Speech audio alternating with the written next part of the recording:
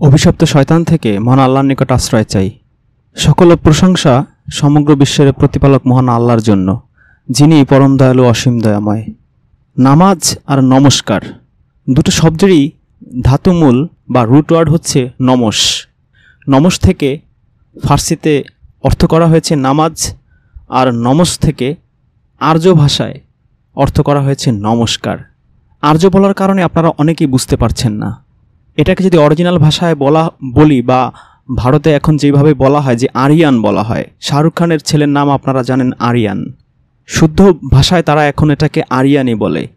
আপনারা কি আরিয়ান, ইরান একটু মিল পাচ্ছেন? হ্যাঁ, একই জিনিস। এই ইরানিয়ানরাই একসময় এই ভারতে এসেছিল। তাদের জেন্দাবেস্তার সাথে এই বেদের ভাষার প্রচুর মিল পাওয়া যায়। যারা ভাষাতত্ত্ববিদ তারা আমার কথা হয়তো বুঝতে পারছেন।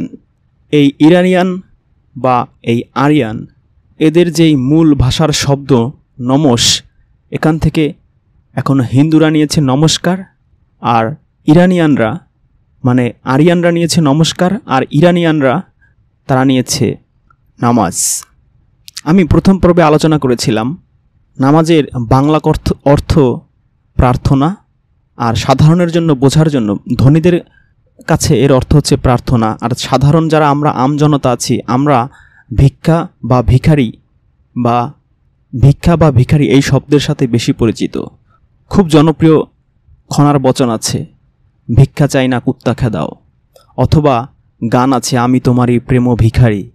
তো আমি তোমারই প্রেম প্রার্থনাকারে কিন্তু বলা হয় না, কারণ ছন্দ নষ্ট হয়ে যায়। আমি তোমারই প্রেম ভিখারি বলা হয়। এই ভিখারি হওয়া মানে কারো কাছ থেকে কিছু চাওয়া, মনের ভিতরের আবেগ থেকে, হৃদয়ের অন্তরের অন্তঃস্থল থেকে যে প্রেম চাওয়া, এটাই হচ্ছে প্রেম ভিখারি। হৃদয়ের অন্তরের অন্তঃস্থল থেকে মানুষ একজনের কাছেই সবচেয়ে আকুলভাবে চাইতে পারে, সেটা হচ্ছে মহান আল্লাহর প্রতি, সৃষ্টিকর্তার প্রতি। মহান আল্লাহর কাছে কোনো কিছু আকুলভাবে চাওয়ার নামই হচ্ছে এই ইরানিয়ান ভাষায় নামাজ। প্রথম পর্বে আলোচনা করেছিলাম যে আল্লাহর কাছে আকুলভাবে কোনো কিছু চাওয়া, এটার কোনো পদ্ধতি বা সিস্টেম হয় না। যার যার প্রয়োজন, অভাব, অনটন, দুঃখ, কষ্ট, বেদনা, পেটের ক্ষুধা অনুযায়ী ভিক্ষুক যেমন কোনো কিছু চায়, ভিখারি যেমন কোনো কিছু চায়, ঠিক তেমনি নামাজিও সেইভাবেই আল্লাহর কাছে চাইবে। হাদিস বেত্তারাই বলেন যে এই নামাজ বা প্রার্থনা বা ভিক্ষা, এটা হচ্ছে যত দোয়া আল্লাহর কাছে করা হয় তার মধ্যে সবচেয়ে শ্রেষ্ঠ দোয়া, শ্রেষ্ঠ প্রার্থনা। এইভাবে যদি আপনি অর্থ বুঝে, শব্দের অর্থ বুঝে এবং আরবি কোরআনের অর্থ বুঝে আল্লাহর কাছে প্রার্থনা করতে পারেন, আল্লাহর কাছে ভিক্ষা চাইতে পারেন, কোনো জরুরত, আপনার যত মনের দুঃখ, কষ্ট, আবেগ, হতাশা, বেদনা, সেটা যদি আল্লাহর কাছে নিবেদন করতে পারেন আকুতি, মিনতি, কাকুতি, অনুনয় বিনয় সহকারে, একবারই যথেষ্ট। দিনের মধ্যে 10 ওয়াক্ত, 15 ওয়াক্ত, 20 ওয়াক্ত করার দরকার নেই। আর এইভাবেই আল্লাহর কাছে ভিক্ষা চেয়েছিলেন, করুণ আকুতি মিনতি জানিয়েছিলেন, অন্তরের অন্তঃস্থল থেকে মিনতি জানিয়েছিলেন ইউনুস নবী, মিনতি জানিয়েছিলেন নূহ নবী, মিনতি জানিয়েছিলেন ইব্রাহিম নবী, মিনতি জানিয়েছিলেন সুলাইমান নবী, দাউদ নবী, ইউসুফ নবী। পবিত্র কোরআনের পাতায় পাতায় নবীদের নামাজ সম্পর্কে বলা হয়েছে, তাদের প্রার্থনা, তাদের ভিক্ষা, তাদের আল্লাহর কাছে আকুল আবেদনগুলো কত চমৎকারভাবে আল্লাহ উল্লেখ করে দিয়েছেন। আপনি যদি কোরআনটা খুব ভালো করে পড়ে থাকেন তাহলে দেখবেন যে কোথাও তাদের সেই আকুল আবেদনের প্রসেস বলা হয়নি, শুধু শব্দগুলো বলা হয়েছে। কিভাবে, কি শব্দগুলো ব্যবহার করে তিনি আল্লাহর কাছে আকুল আবেদন করেছিলেন সেই কথাগুলো বলা হয়েছে। আদম নবী বলেছিলেন, ওগো আল্লাহ, রব্বানা জালামনা আনফুসানা ওয়া ইল্লাম তাগফির লানা ওয়া তারহামনা লানাকুনান্না মিনাল খাসিরিন, রব্বানা হাবলানা মিন আজওয়াজিনা ওয়া যুররিয়াতিনা কুররাতা আয়ুনি ওয়াজআলনা লিল মুত্তাকিনা ইমামা। আল্লাহ পাক তার কাছে কিভাবে ভিক্ষা চাইব, কিভাবে আকুল আবেদন করব, করুণ মিনতি করব, তা কোরআনের পাতায় পাতায় আমাদের শিখিয়েছেন। সূরা ফুরকানে আল্লাহ শিখিয়েছেন, রব্বানা হাবলানা মিন আজওয়াজিনা ওয়া যুররিয়াতিনা কুররাতা আয়ুনি ওয়াজআলনা লিল মুত্তাকিনা ইমামা। ওগো আমাদের রব, আমাদের জন্য এমন স্ত্রী ও সন্তান সন্ততি দান করুন যারা আমাদের চোখে শান্তি দেয়, চোখ জুড়িয়ে দেয়, আর আমাদেরকে মুত্তাকিদের ইমাম বানিয়ে দিন। কত চমৎকার দোয়া! আমি এই মুত্তাকি ভিডিওতে বলেছিলাম যে আল্লাহর কাছে সবচেয়ে শ্রেষ্ঠ মানুষ হচ্ছে যারা মুত্তাকি হতে পারে। সূরা হুজুরাতের 13 নম্বর আয়াতে আল্লাহ বলেছেন, এই জমিনে আল্লাহর কাছে সবচেয়ে রেসপেক্টেবল, সবচেয়ে সম্মানিত মানুষ হচ্ছে যারা মুত্তাকি। মুত্তাকি কীভাবে হবেন, মুত্তাকি কি কেন, তা নিয়ে একটা ভিডিও আছে, আপনারা দেখলে খুব উপকৃত হবেন। তো এখানে দেখুন আল্লাহ শিখিয়ে দিচ্ছেন যে তোমরা বলো আমরা মুত্তাকিদের ইমাম হতে চাই, মুত্তাকিদের নেতা হতে চাই। অসুখে বিসুখে, রোগে শোকে, কষ্টে দুঃখে আইয়ুব নবী আল্লাহর কাছে নামাজ পড়েছিলেন, মানে দোয়া করেছিলেন, প্রার্থনা করেছিলেন, আকুল আবেদন জানিয়েছিলেন, আল্লাহর কাছে ভিক্ষা চেয়েছিলেন যে ওগো আল্লাহ আমি আর কষ্ট সইতে পারি না, তুমি তো দয়ালুদের মধ্যে শ্রেষ্ঠ দয়ালু। আল্লাহর সাথে সাথে তার সেই আকুল আবেদন গ্রহণ করেছিলেন। তিনি হাত পেটে বেঁধেছেন না, বুকে বেঁধেছেন না, হাত ছেড়ে দিয়েছেন, গোল টুপি পরেছেন না লম্বা টুপি পরেছেন, উপর হয়েছিলেন না কুজু হয়েছিলেন, তার কোনো বর্ণনাই আল্লাহ দেননি। কারণ খুব সহজ, আল্লাহর কাছে আকুল আবেদন তো অন্তরের অন্তঃস্থল থেকে তার মনের দুঃখ কষ্ট আবেগ হতাশা বেদনা সেই অনুযায়ী যার যার সেই মনের অবস্থা অনুযায়ী তার কষ্ট অনুযায়ী সে সেইভাবে নিবেদন করবে, আবেদন করবে। এখানে হাত পেটে বাঁধলো না বুকে বাঁধলো, ডাজন্ট ম্যাটার, এটাই তো আল্লাহ শিখিয়েছেন। সেই মুসা নবী যিনি রাজ পরিবারে বড় হয়েছিলেন, রাজপুত্রের মতো, তিনি দেশ থেকে খুনের অপরাধে ভুল করে ইচ্ছাকৃত না পালিয়ে বেরিয়েছিলেন। চাকরি নাই, বাকরি নাই, পকেটে দুটো টাকা নাই, ঘর নাই, বাড়ি নাই, কোনো জীবিকার ব্যবস্থা নাই। অকুল পাথারে তিনি এক মুঠো ভাত যে খাবেন, একটু রুটি যে খাবেন সেই সংস্থান নাই, বেকার জীবন। রাত্রে যে একটু ঘুমোবেন সে ঘুমানোর ব্যবস্থাও তার নাই। সেই অবস্থায় আল্লাহর কাছে নামাজ পড়েছিলেন, মানে দোয়া করেছিলেন, আকুল আবেদন জানিয়েছিলেন, করুণ মিনতি করেছিলেন যে ওগো আল্লাহ তুমি ছাড়া আমার কে আছে। আল্লাহ সাথে সাথে তার চাকরির ব্যবস্থা করে দিয়েছিলেন, তার বিয়ের ব্যবস্থা করে দিয়েছিলেন, তার খাবারের ব্যবস্থা করে দিয়েছিলেন, তার থাকার জায়গা ঘরের ব্যবস্থা করে দিয়েছিলেন চোখের পলকে। দোয়াটা করে আপনি আমার ভয়াবহ বিপদে কিভাবে আল্লাহর কাছে চাইব সেই ভিডিওটা দেখলে আর একটু ডিটেলস জানতে পারবেন। ইউনুস নবী মাছের পেটে মৃত্যু প্রায় অপধারিত জেনেও তিনি আল্লাহর কাছে নামাজ পড়েছিলেন, আকুল আবেদন করেছিলেন, আল্লাহ তাকে উদ্ধার করেছিলেন। সেখানে হাত তিনি কোথায় বেঁধেছেন এই বর্ণনা আল্লাহ দেননি। আল্লাহ কীভাবে সে আল্লাহর কাছে আবেদন করেছিল, নিবেদন করেছিল সেই বর্ণনা দিয়েছেন, ওটাই আমাদের কাছে শিক্ষণীয়।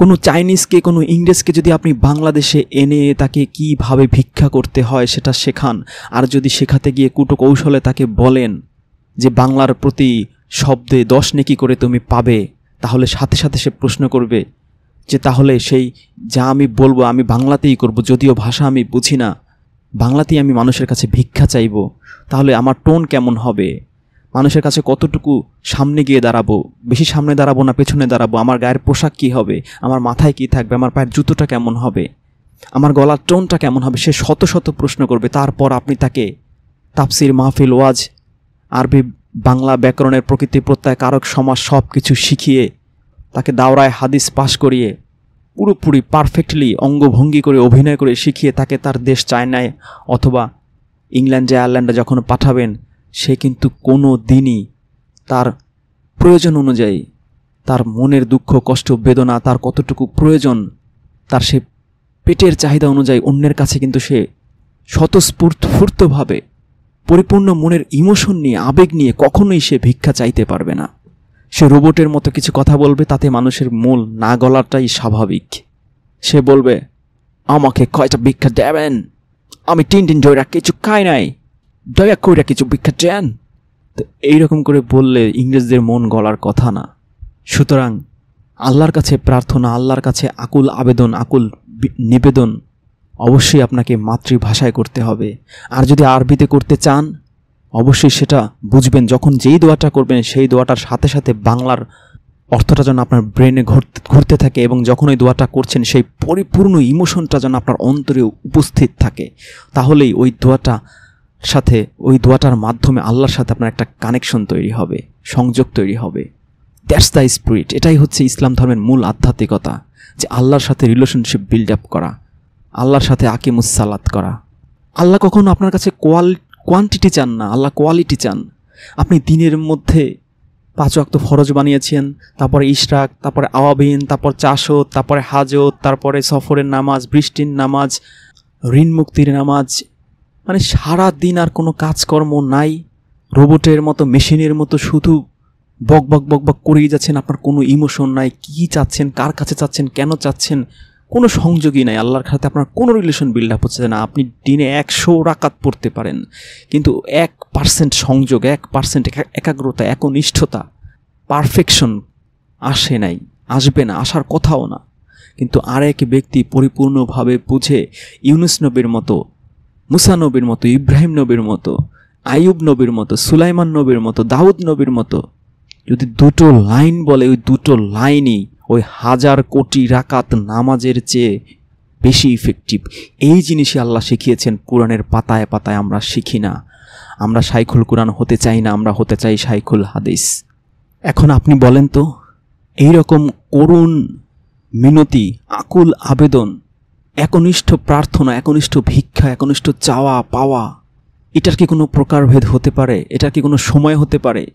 মুসা নবী কি তখন সেই মাদিয়ান শহরে সেখানে গিয়ে অপেক্ষা করেছিলেন যে কখন এশারের সময় হবে তখন আমি আল্লাহর কাছে চাইব?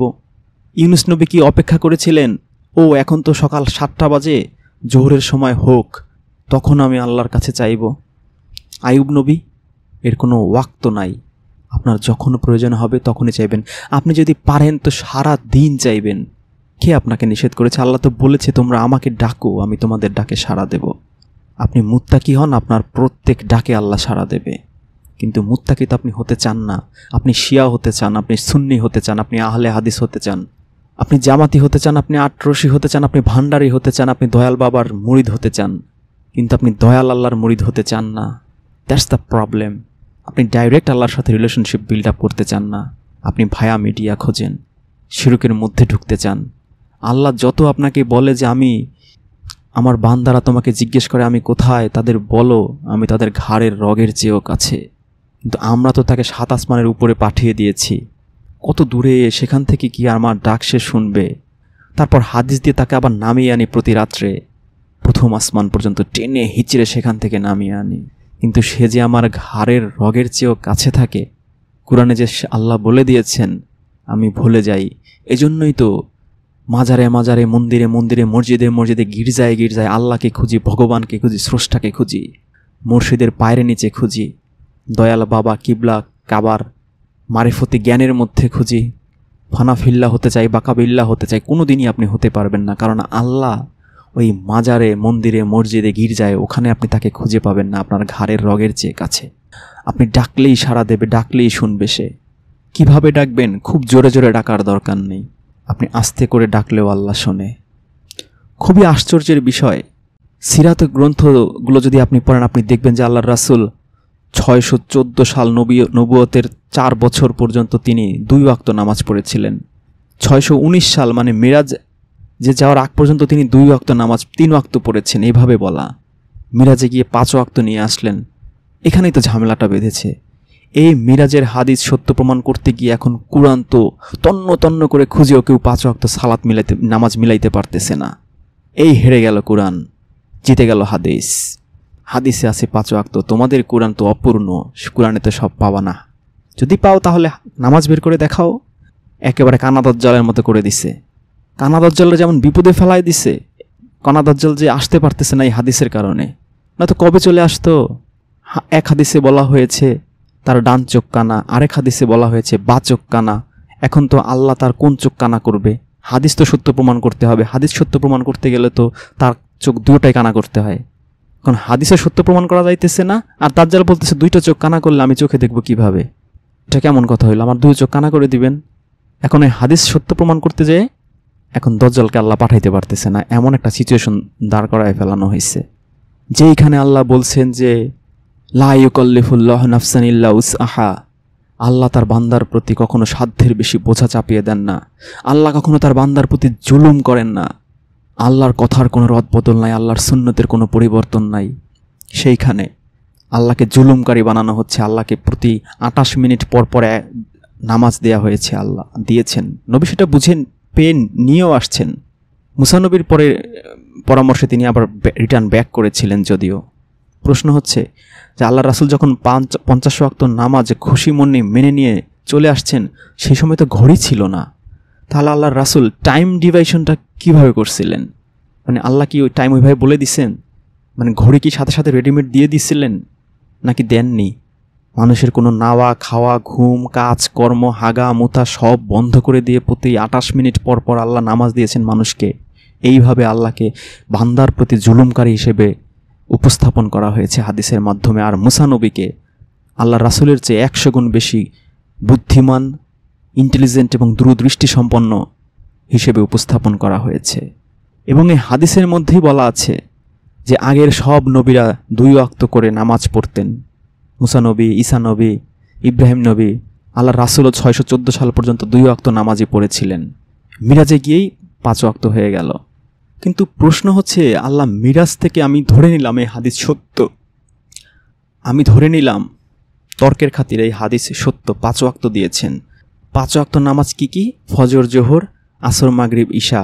তাহলে হোয়াট ইজ চাশত নামাজ, হোয়াট ইজ আওয়াবিন নামাজ, হোয়াট ইজ ইশরাক নামাজ?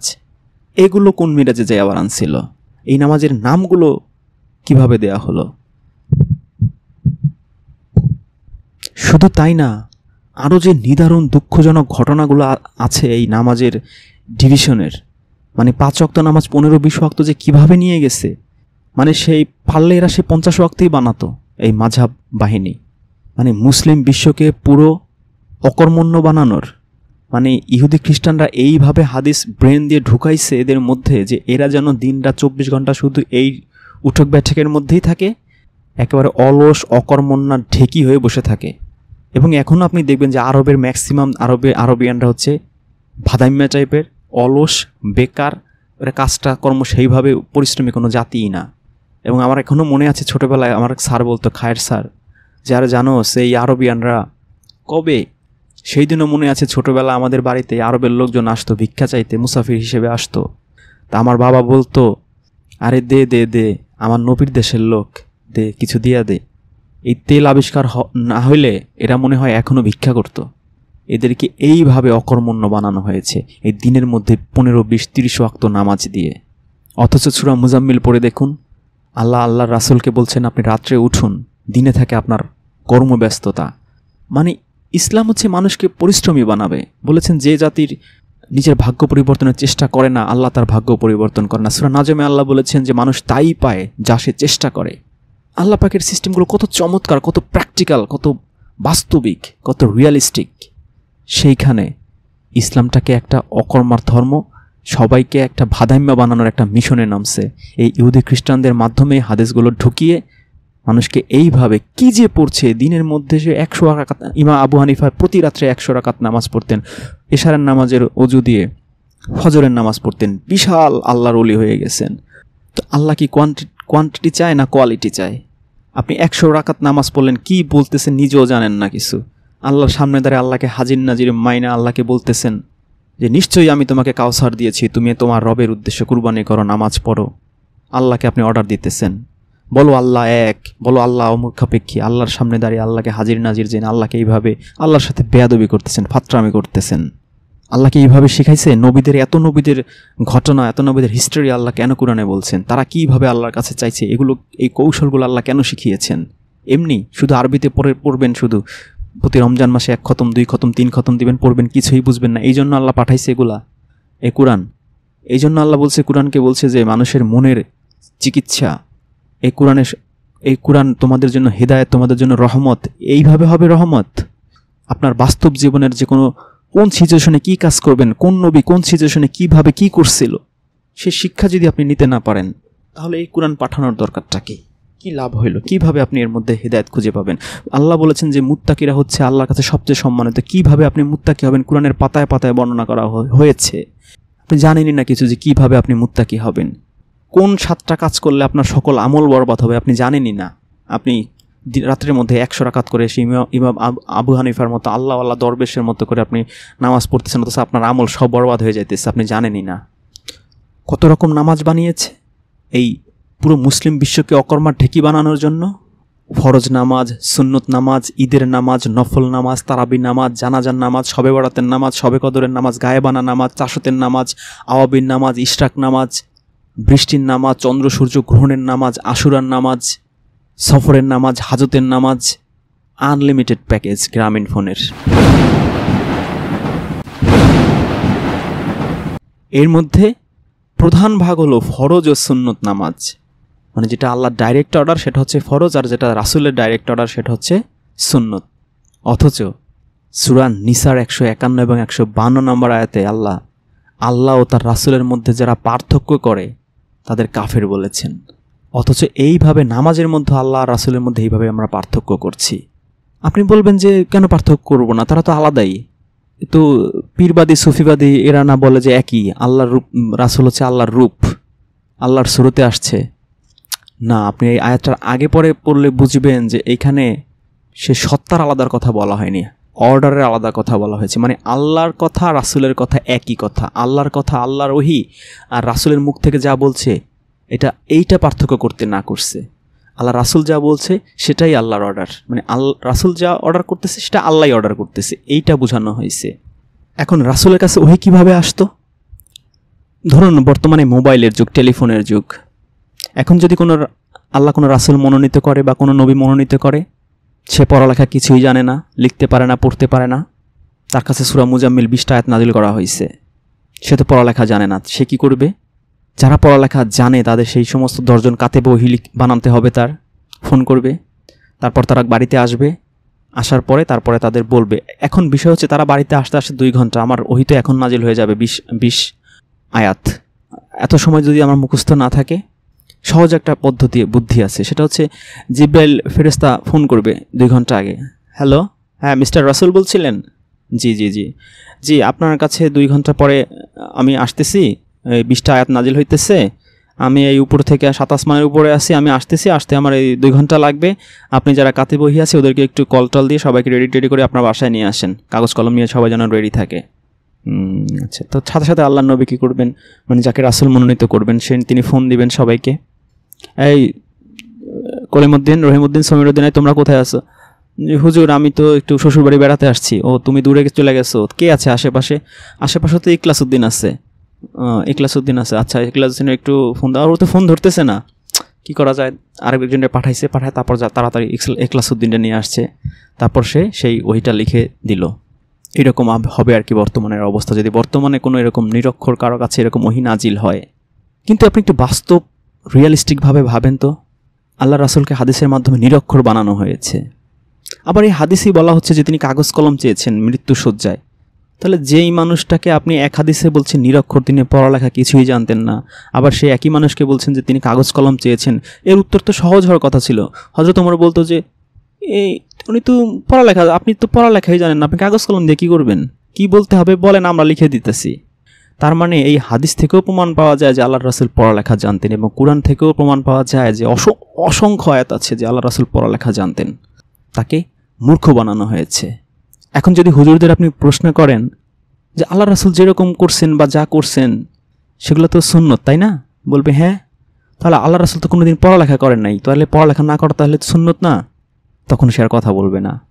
আপনি কেন পড়ালেখা করতেছেন, আপনি কেন দাওরা হাদিস পাস করতেছেন? আল্লাহ রাসূল তো এরকম পড়ালেখা করে নাই, এটা তো এই আমলটাও তো খুবই সওয়াবের একটা আমল হবে, যেহেতু আল্লাহ রাসূল হুবহু আমল। তখন বলবে না, জ্ঞান অর্জন করতে হবে, বিভিন্নভাবে কথা বলবে। আল্লাহ রাসূলের কাছে যখন ওহী আসতো তিনি নিজে লিখে রাখতেন, তারপর কি করতেন? তিনি কি সাহাবীদের বাড়ি বাড়ি গিয়ে বলতেন, এই দরজা খোলো কাসেমের বাপ, হ্যাঁ জি হুজুর, এই ভিতরে আসেন, এই শোনো আমার কাছে তো আজকে 20 আয়াত নাজিল হয়েছে সূরা মুজাম্মিল, এই শোনো এই একটু মুখস্থ করে নাও, কাগজ কলম তো আর এখন আবিষ্কার হয় নাই, তুমি একটু মুখস্থ করে নাও। যে আচ্ছা ঠিক আছে বসেন একটু, আমার তো সময় লাগবে, আর আমি নিজেও তো পড়ালেখা জানি না, কিভাবে মুখস্থ করব বলেন? দেখি আমার ছেলেটা, ওরে তো স্কুল মাদ্রাসা হতে দিকে নাই, খুবই ঝামেলার একটা বিষয়। তো প্রতি ঘরে গিয়ে কি এইভাবে ওহী প্রচার করা সম্ভব না।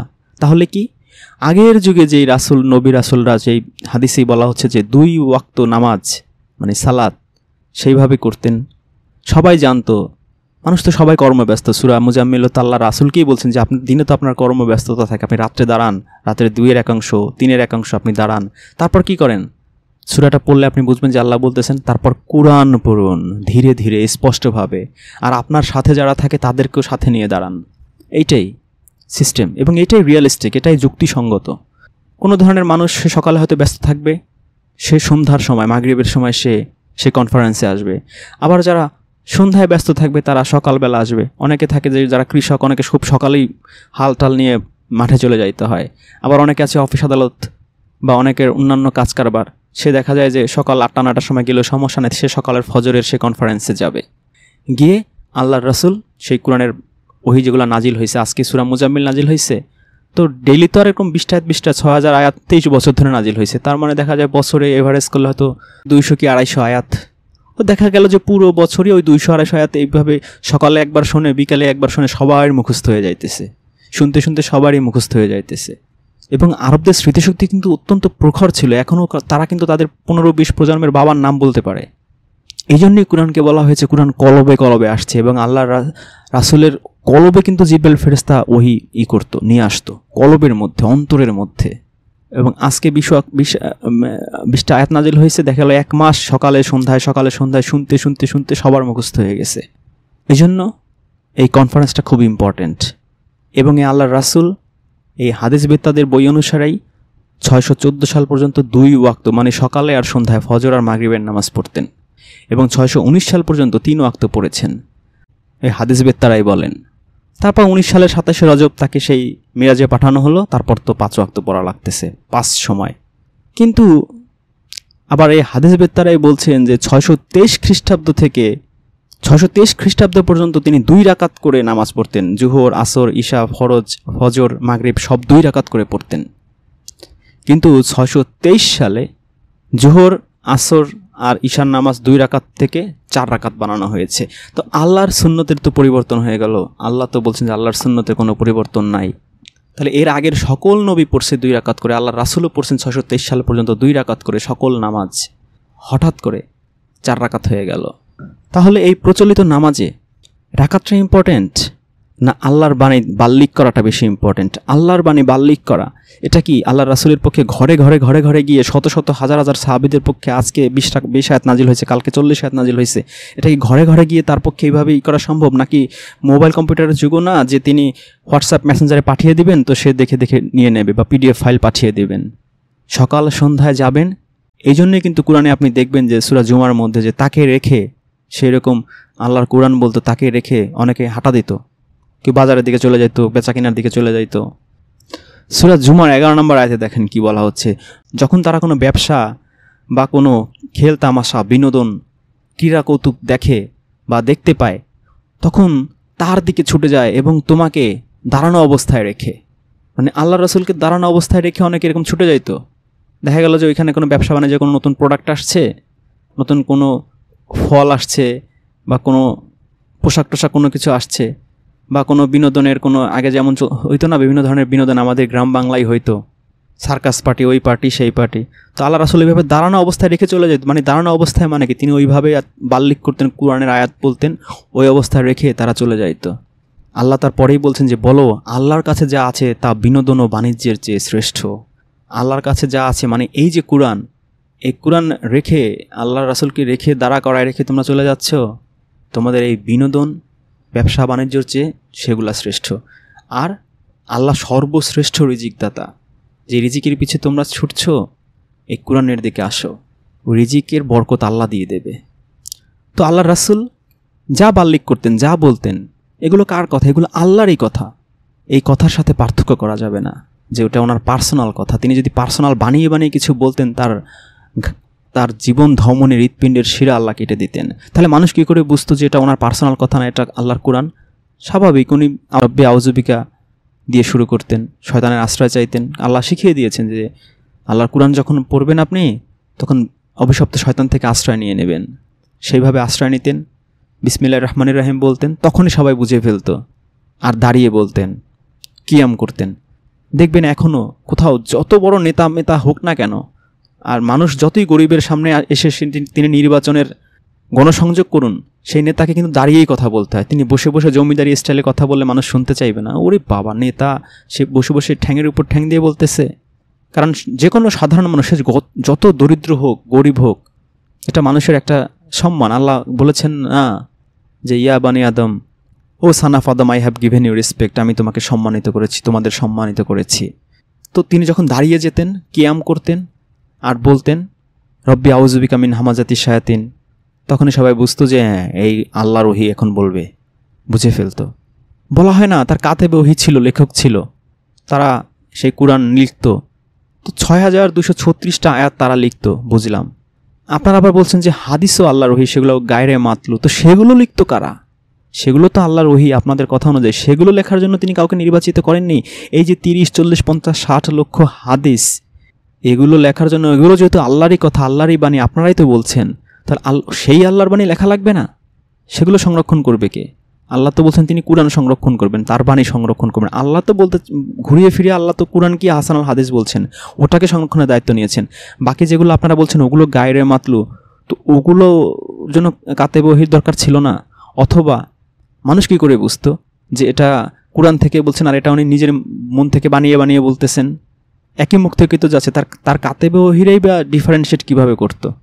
কারণ ওনার কথা অনেক হাদিস আছে যে ধরার কায়দা নেই, যেটা আপনি কুরআনের আয়াত না হাদিস। যেমন মায়ের পায়ের নিচে জান্নাত, তো এটা কীভাবে বুঝবে একটা সাধারণ মানুষ যে আরব বেদুইন অশিক্ষিত? আল্লাহ রাসূলের কাছে আসলো, তো তিনি বললেন যে মায়ের পায়ের নিচে জান্নাত অথবা স্বামীর পায়ের নিচে জান্নাত। তো মানুষ কীভাবে বুঝবে যে এটা আল্লাহর ওহী না হাদিসের বাণী? মানে এই পুরো হাদিসের যে কাহিনী ওনারা বলতেছেন না, এটা কোনো মতেই বিশ্বাস করবো তো মানে যুক্তিতেই খাটে না। তাহলে এই যে আল্লাহ রাসূল যে সমস্ত বাণীগুলো বলতেন, এগুলো সব আল্লাহরই বাণী। এটাই আল্লাহ সূরা নিসার 151 থেকে 152 নম্বর আয়াতে বলেছেন যে যারা আল্লাহ ও রাসূলের মধ্যে পার্থক্য করে, যে উনি এটা পার্সোনালি বলতেছেন, এটা আল্লাহর আলাদা আলাদা না, এরকম পার্থক্য করা যাবে না। যারা আল্লাহ ও রাসূলের মধ্যে পার্থক্য করে না তাদেরকে তিনি পুরস্কৃত করবেন, আর যারা পার্থক্য করে তারা কাফের। সূরা নিসার 151 এবং 152 নম্বর আয়াতে আল্লাহ বলেছেন। তাহলে আপনারা পার্থক্য করছেন যে কিছু নামাজ আছে সেগুলো হচ্ছে ফরজ নামাজ, ওটা আল্লাহর অর্ডার, আর কিছু নামাজ আছে সেগুলো সুন্নত নামাজ, ওগুলো হচ্ছে রাসূলের অর্ডার। আল্লাহ রাসূলের মধ্যে আপনার পার্থক্য নামাজ দিয়ে আপনি করে ফেলছেন। এবার আল্লাহর যে নামাজ ফরজ সেটা নিয়ত কী করছেন?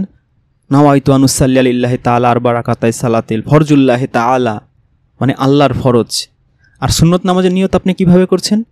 সুন্নাতে রাসূলুল্লাহি তাআলা, নাওয়াইতু আন উসাল্লি লিল্লাহি তাআলা আরবা রাকাতাই সালাতিল সুন্নাতে রাসূলুল্লাহি তাআলা। এই যে বললেন সুন্নতে রাসূলুল্লাহি তাআলা, যে আল্লাহ রাসূলের সুন্নত 2 রাকাত মাগরিবের সুন্নত নামাজ আদায় করছি, মাগরিবের 3 রাকাত পরে এইভাবে ওইভাবে নিয়ত করছেন যে সুন্নতে রাসূলুল্লাহি তাআলা 2 রাকাত মাগরিবের নামাজ আদায় করছি। এখন আল্লাহ রাসূল নিজে কিভাবে এই নিয়তটা করতেন?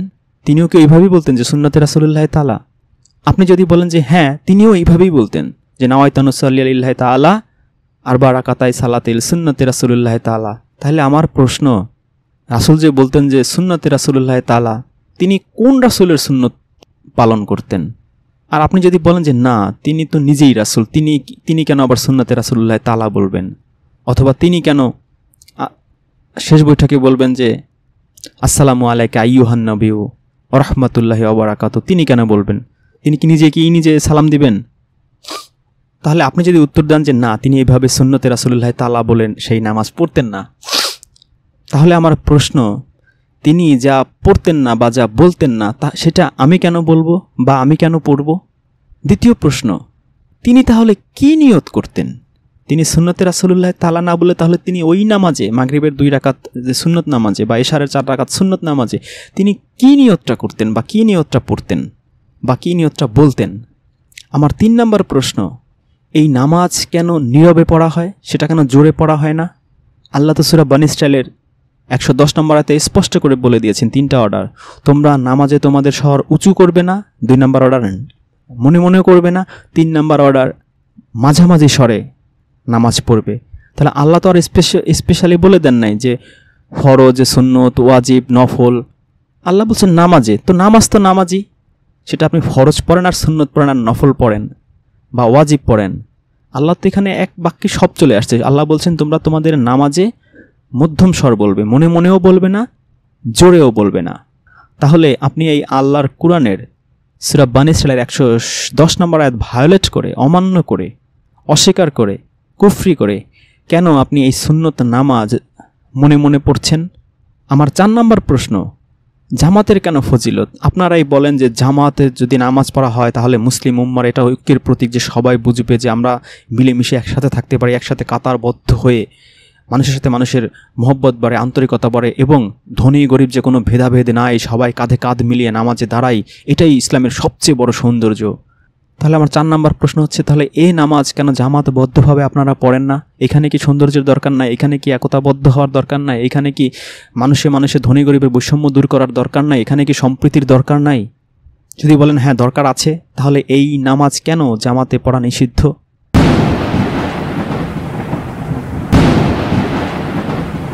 জানি এর কোনো উত্তর দিতে পারবেন না, উত্তর বলবেন যে রাসূল করতেন তাই করি, কিন্তু এই উত্তর এটা কোনো সদুত্তরও না আর কোনো যুক্তিসঙ্গতও না। রাসূল এটা করতেই পারেন না, কারণ আল্লাহ রাসূলকে যা করতে বলেছেন তা কোরআনের পাতায় পাতায় বর্ণনা করা আছে, এবং যা যা বলেছেন সমস্ত কিছু লাউহে মাহফুজে সংরক্ষণ করে রেখেছেন, এবং এই পৃথিবীতেও সংরক্ষণ করার দায়িত্ব আল্লাহ নিজে নিয়েছেন এবং বলে দিয়েছেন যে এর সামনে পিছনে কোনো জিনিস ঢুকতে পারবে না, সেই গ্যারান্টিও আল্লাহ দিয়েছেন। এবার আসি নামাজের নিষিদ্ধ সময়। আপনারা মাযহাব অনুযায়ী বলছেন যে সূর্যোদয়ের সময় সব নামাজ নিষিদ্ধ, সূর্য মাথার উপর থাকার স্থির থাকা অবস্থায় নামাজ পড়া মাকরুহ তাহরিমে, সূর্যাস্তের সময় চলমান আসর ব্যতীত অন্য কোনো নামাজ বৈধ নয়। এছাড়া ফজর নামাজের ওয়াক্ত হলে তখন থেকে সূর্যোদয় পর্যন্ত এবং আসর ওয়াক্তে ফরজ নামাজ পড়া হলে তখন থেকে সূর্যাস্ত পর্যন্ত কোনো ধরনের নফল নামাজ পড়া নিষেধ। আমার প্রশ্ন হচ্ছে যে নামাজ হচ্ছে সর্বশ্রেষ্ঠ দোয়া, আপনারা বলেন সর্বশ্রেষ্ঠ প্রার্থনা, আল্লাহর কাছে ফরিয়াদ, কাকুতি মিনতি, আবেদন নিবেদন, অনুনয় বিনয়। তাহলে আল্লাহর কাছে কাকুতি মিনতি, অনুনয় বিনয়নের জন্য কি কোনো সময় আছে? ইউনুস নবী, মুসা নবী, আইয়ুব নবী, ইব্রাহিম নবী, ঈসা নবী, ওনারা কি কোনো সময়ের ধার ধরেছেন নাকি যখন প্রয়োজন তখনই আল্লাহকে ডেকেছেন? তাছাড়া সূর্য অস্ত উদয়, মাথার ওপর, পিঠের ওপর, এগুলো তো সারা পৃথিবীতে আলাদা আলাদা। যেই সময় আপনার দেশে সূর্য উদয় হচ্ছে সেই একই সময় দেখা যায় পৃথিবীর অন্য কোনো প্রান্তে সূর্য অস্ত যাচ্ছে, কারণ সূর্য সূর্যের জায়গায় আছে, আপনার পৃথিবী ঘোরার কারণে এরকম মনে হচ্ছে। সম্ভবত এই হাদিসগুলো বা মাযহাবগুলো যারা বানিয়েছিলেন তারা এই বিষয়টা জানতেন না যে পৃথিবী নিজ অক্ষের উপর 24 ঘন্টা ঘুরতে থাকে আর সূর্য ওইখানে প্রায় স্থির থাকে পৃথিবী সাপেক্ষে।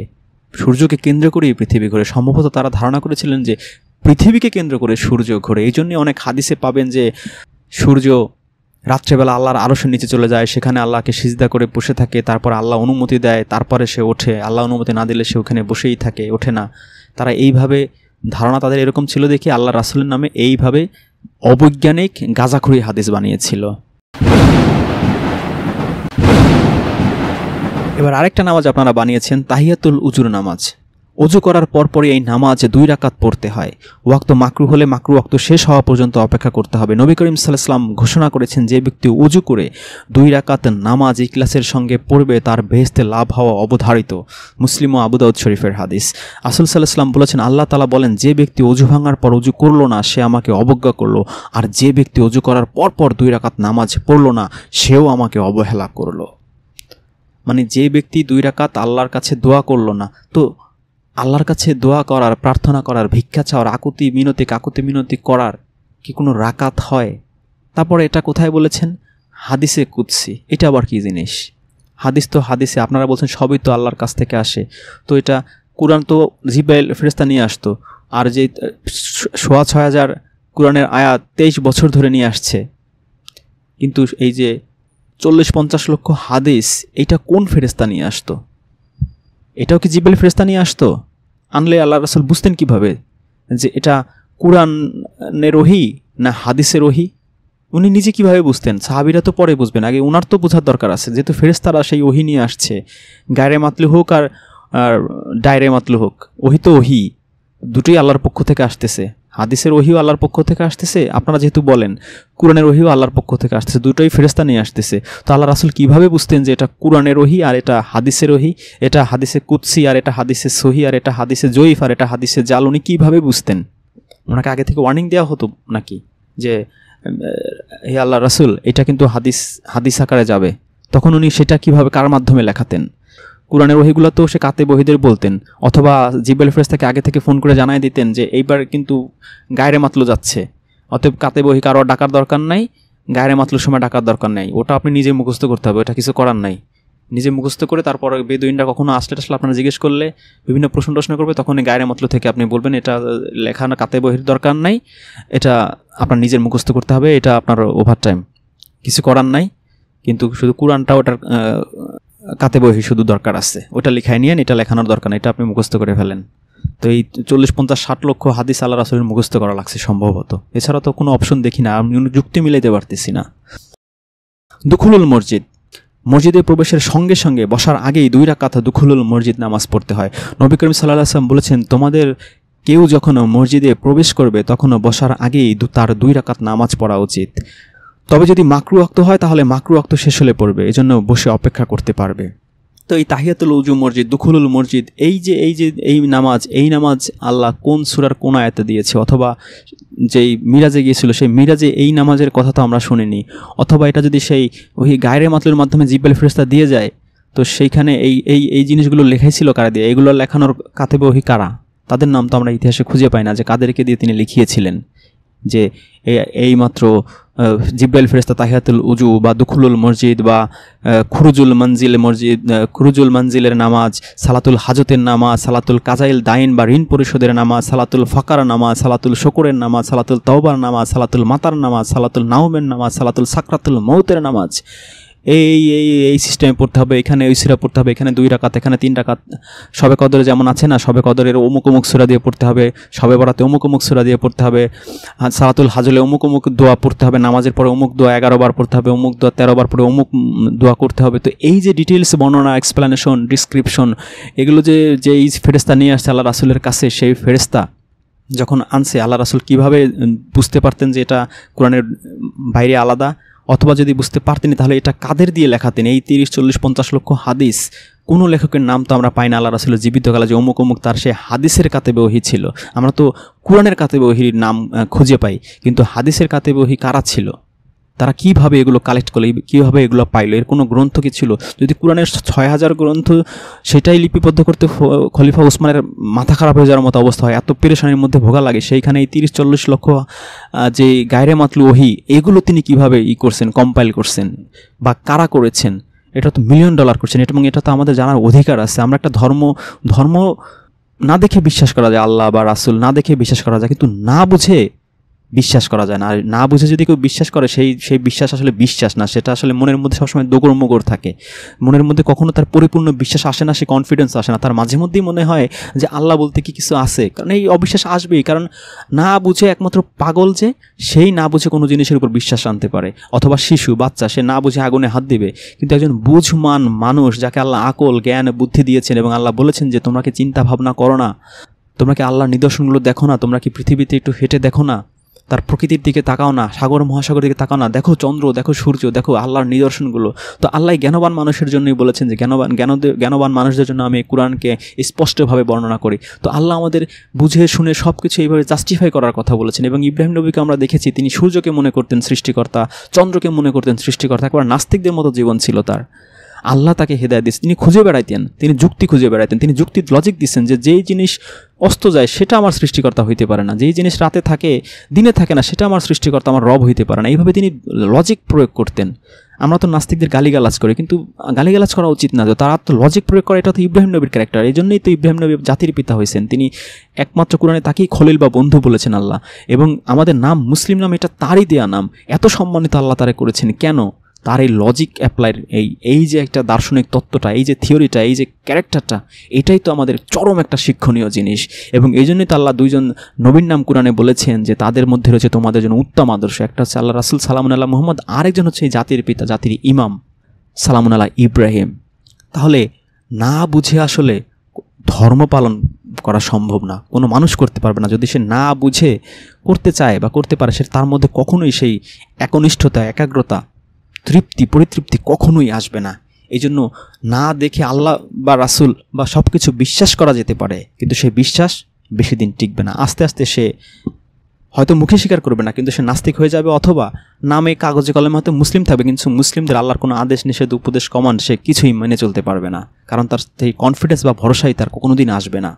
তাহলে আমাদের জানার দরকার আছে যে এই 30, 40, 50 লক্ষ গায়রে মাতলু ওহী কোন ফেরেশতা নিয়ে আসতো, আর কাদেরকে দিয়ে, কোন কাতেব ওহীদেরকে দিয়ে আল্লাহ রাসূল লেখাতো, এবং সেগুলো কারা সংরক্ষণ করে রেখেছিলেন। কারণ আমরা তো জানি যে আবু বকর প্রথম খলিফা, আল্লাহর রাসূলের বন্ধু এবং শ্বশুর, তার কাছে মাত্র 50 গায়রে মাতলু ছিল, সেই 500 গায়রে মাতলু ছিল, সেই 500 তিনি পুরাই ফেলছেন।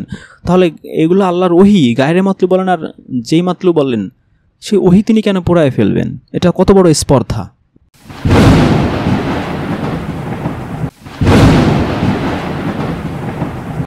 খুরুজুল মানজিলের নামাজ, বাড়ি থেকে সফরে বের হওয়ার আগে 4 রাকাত নফল নামাজ পড়া অতীব বরকতময়। এই নামাজকে সালাতুল সফর বা সফরের নামাজ বলা হয়। আবার বাড়ি ফিরে আসলেও 2 রাকাত নামাজ পড়তে হবে, সেটার নাম কি? এই নামাজকে সালাতুল খুরুজিল মঞ্জিল বা মঞ্জিল থেকে প্রত্যাবর্তনের নামাজ বলা হয়। সালাতুল হাজত প্রসঙ্গটি বুখারী, আবু দাউদ, তিরমিজি, নাসাই, ইবনে মাজাহ, মুসনাদে আহমদ, মিশকাত সহ বহু হাদিস গ্রন্থে রয়েছে। পাক পবিত্র হয়ে দোয়া, ইস্তিগফার ও কয়েকবার দুরূদ শরীফ পড়ে একাগ্রতার সঙ্গে 2 রাকাত নফল নামাজ পড়তে হবে। নামাজ শেষে 11 বার ইয়া কাজি আল হাজত মানে হে প্রয়োজন পূর্ণকারী পড়বে, এবং আরও কয়েকবার দুরূদ শরীফ পড়ে ভক্তি ও মহব্বতের সঙ্গে উদ্দেশ্য পূর্ণ হওয়ার জন্য দোয়া ও মোনাজাত করতে হবে। ইনশাআল্লাহ মনোবাঞ্ছা পূর্ণ হবে। এই যে মনের আশা পূরণ করার যে নামাজ, এই নামাজ পাক পবিত্র হয়ে ইস্তেগফার দুরূদ শরীফ পড়ে 2 রাকাত পড়বে, তার নামাজ শেষে যে 11 বার ইয়া কাজি আল হাজত বলবে, এই যে প্রসেসটা তো আল্লাহ রাসূল তো বানায় বলেন না, তার কাছে গায়রে মাতলু ওহী নাজিল হয়েছে।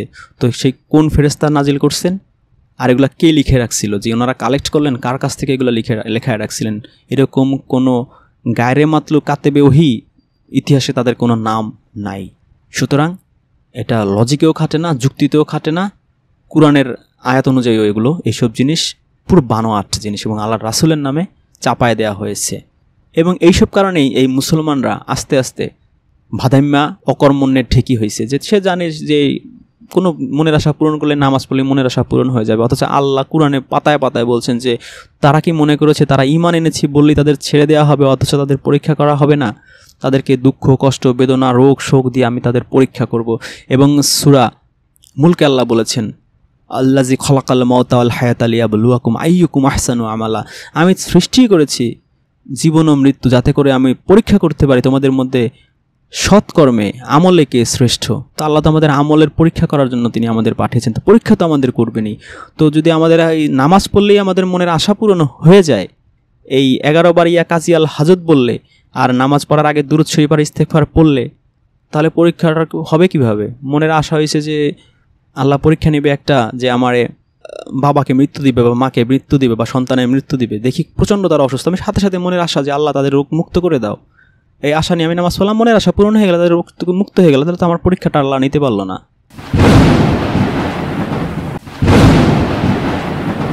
সালাতুল কাজাইদ দাইন বা ঋণ পরিশোধের নামাজ। হযরত আবু উমর রাদিয়াল্লাহু থেকে বর্ণিত জনৈক ব্যক্তি রাসূলুল্লাহর দরবারে এসে বললেন, ইয়া রাসূলুল্লাহ, আমার ঋণ আছে কিন্তু তা পরিশোধ করার ক্ষমতা নেই। উত্তরে রাসূল সাল্লাল্লাহু আলাইহি ওয়াসাল্লাম বললেন, তুমি 2 রাকাত করে 4 রাকাত নামাজ আদায় করো, ইনশাআল্লাহ তোমার ঋণ পরিশোধ হয়ে যাবে। এই যে মানুষকে অকর্মণ্য বানানোর আরও একটাই এই হাদিস বানানো হয়েছে। হাদিসগুলো মার্কেটে চলেই এই কারণে যে কোরআনে এরকম কোনো শর্টকাট টেকনিক নাই, শর্টকাট জান্নাতে যাওয়ার কোনো টেকনিক নাই, শর্টকাটে এই ঋণ মুক্তি হয়ে যাবে, মনের আশা পূরণ হয়ে যাবে, এইসব ধান্দাবাজি জিনিস কোরআনে তো খুঁজে পাওয়া যাবে না। কারণ কোরআন হচ্ছে, আল্লাহ বলছেন সূরা বালাদে যে মানুষ তোমার রবের কাছে পৌঁছাতে তোমাকে কঠোর পরিশ্রম করতে হবে, তোমাদেরকে বিপদ আপদ দুঃখ কষ্ট বালা মুসিবত দিয়ে আমি তোমাদের ঈমানের পরীক্ষা করব। আল্লাহ দেখতে চান তোমাদের মধ্যে কারা আল্লাহর পথে লড়াই করতে চায়। তো আল্লাহ বিভিন্নভাবে খুব হার্ড কথাবার্তা, এবং আল্লাহ যে বিনা হিসেবে দেবেন এমন কোনো কথাই নেই। আল্লাহ বলছেন যে তোমাদের ঈমান আনতে হবে আর নেক আমল করতে হবে।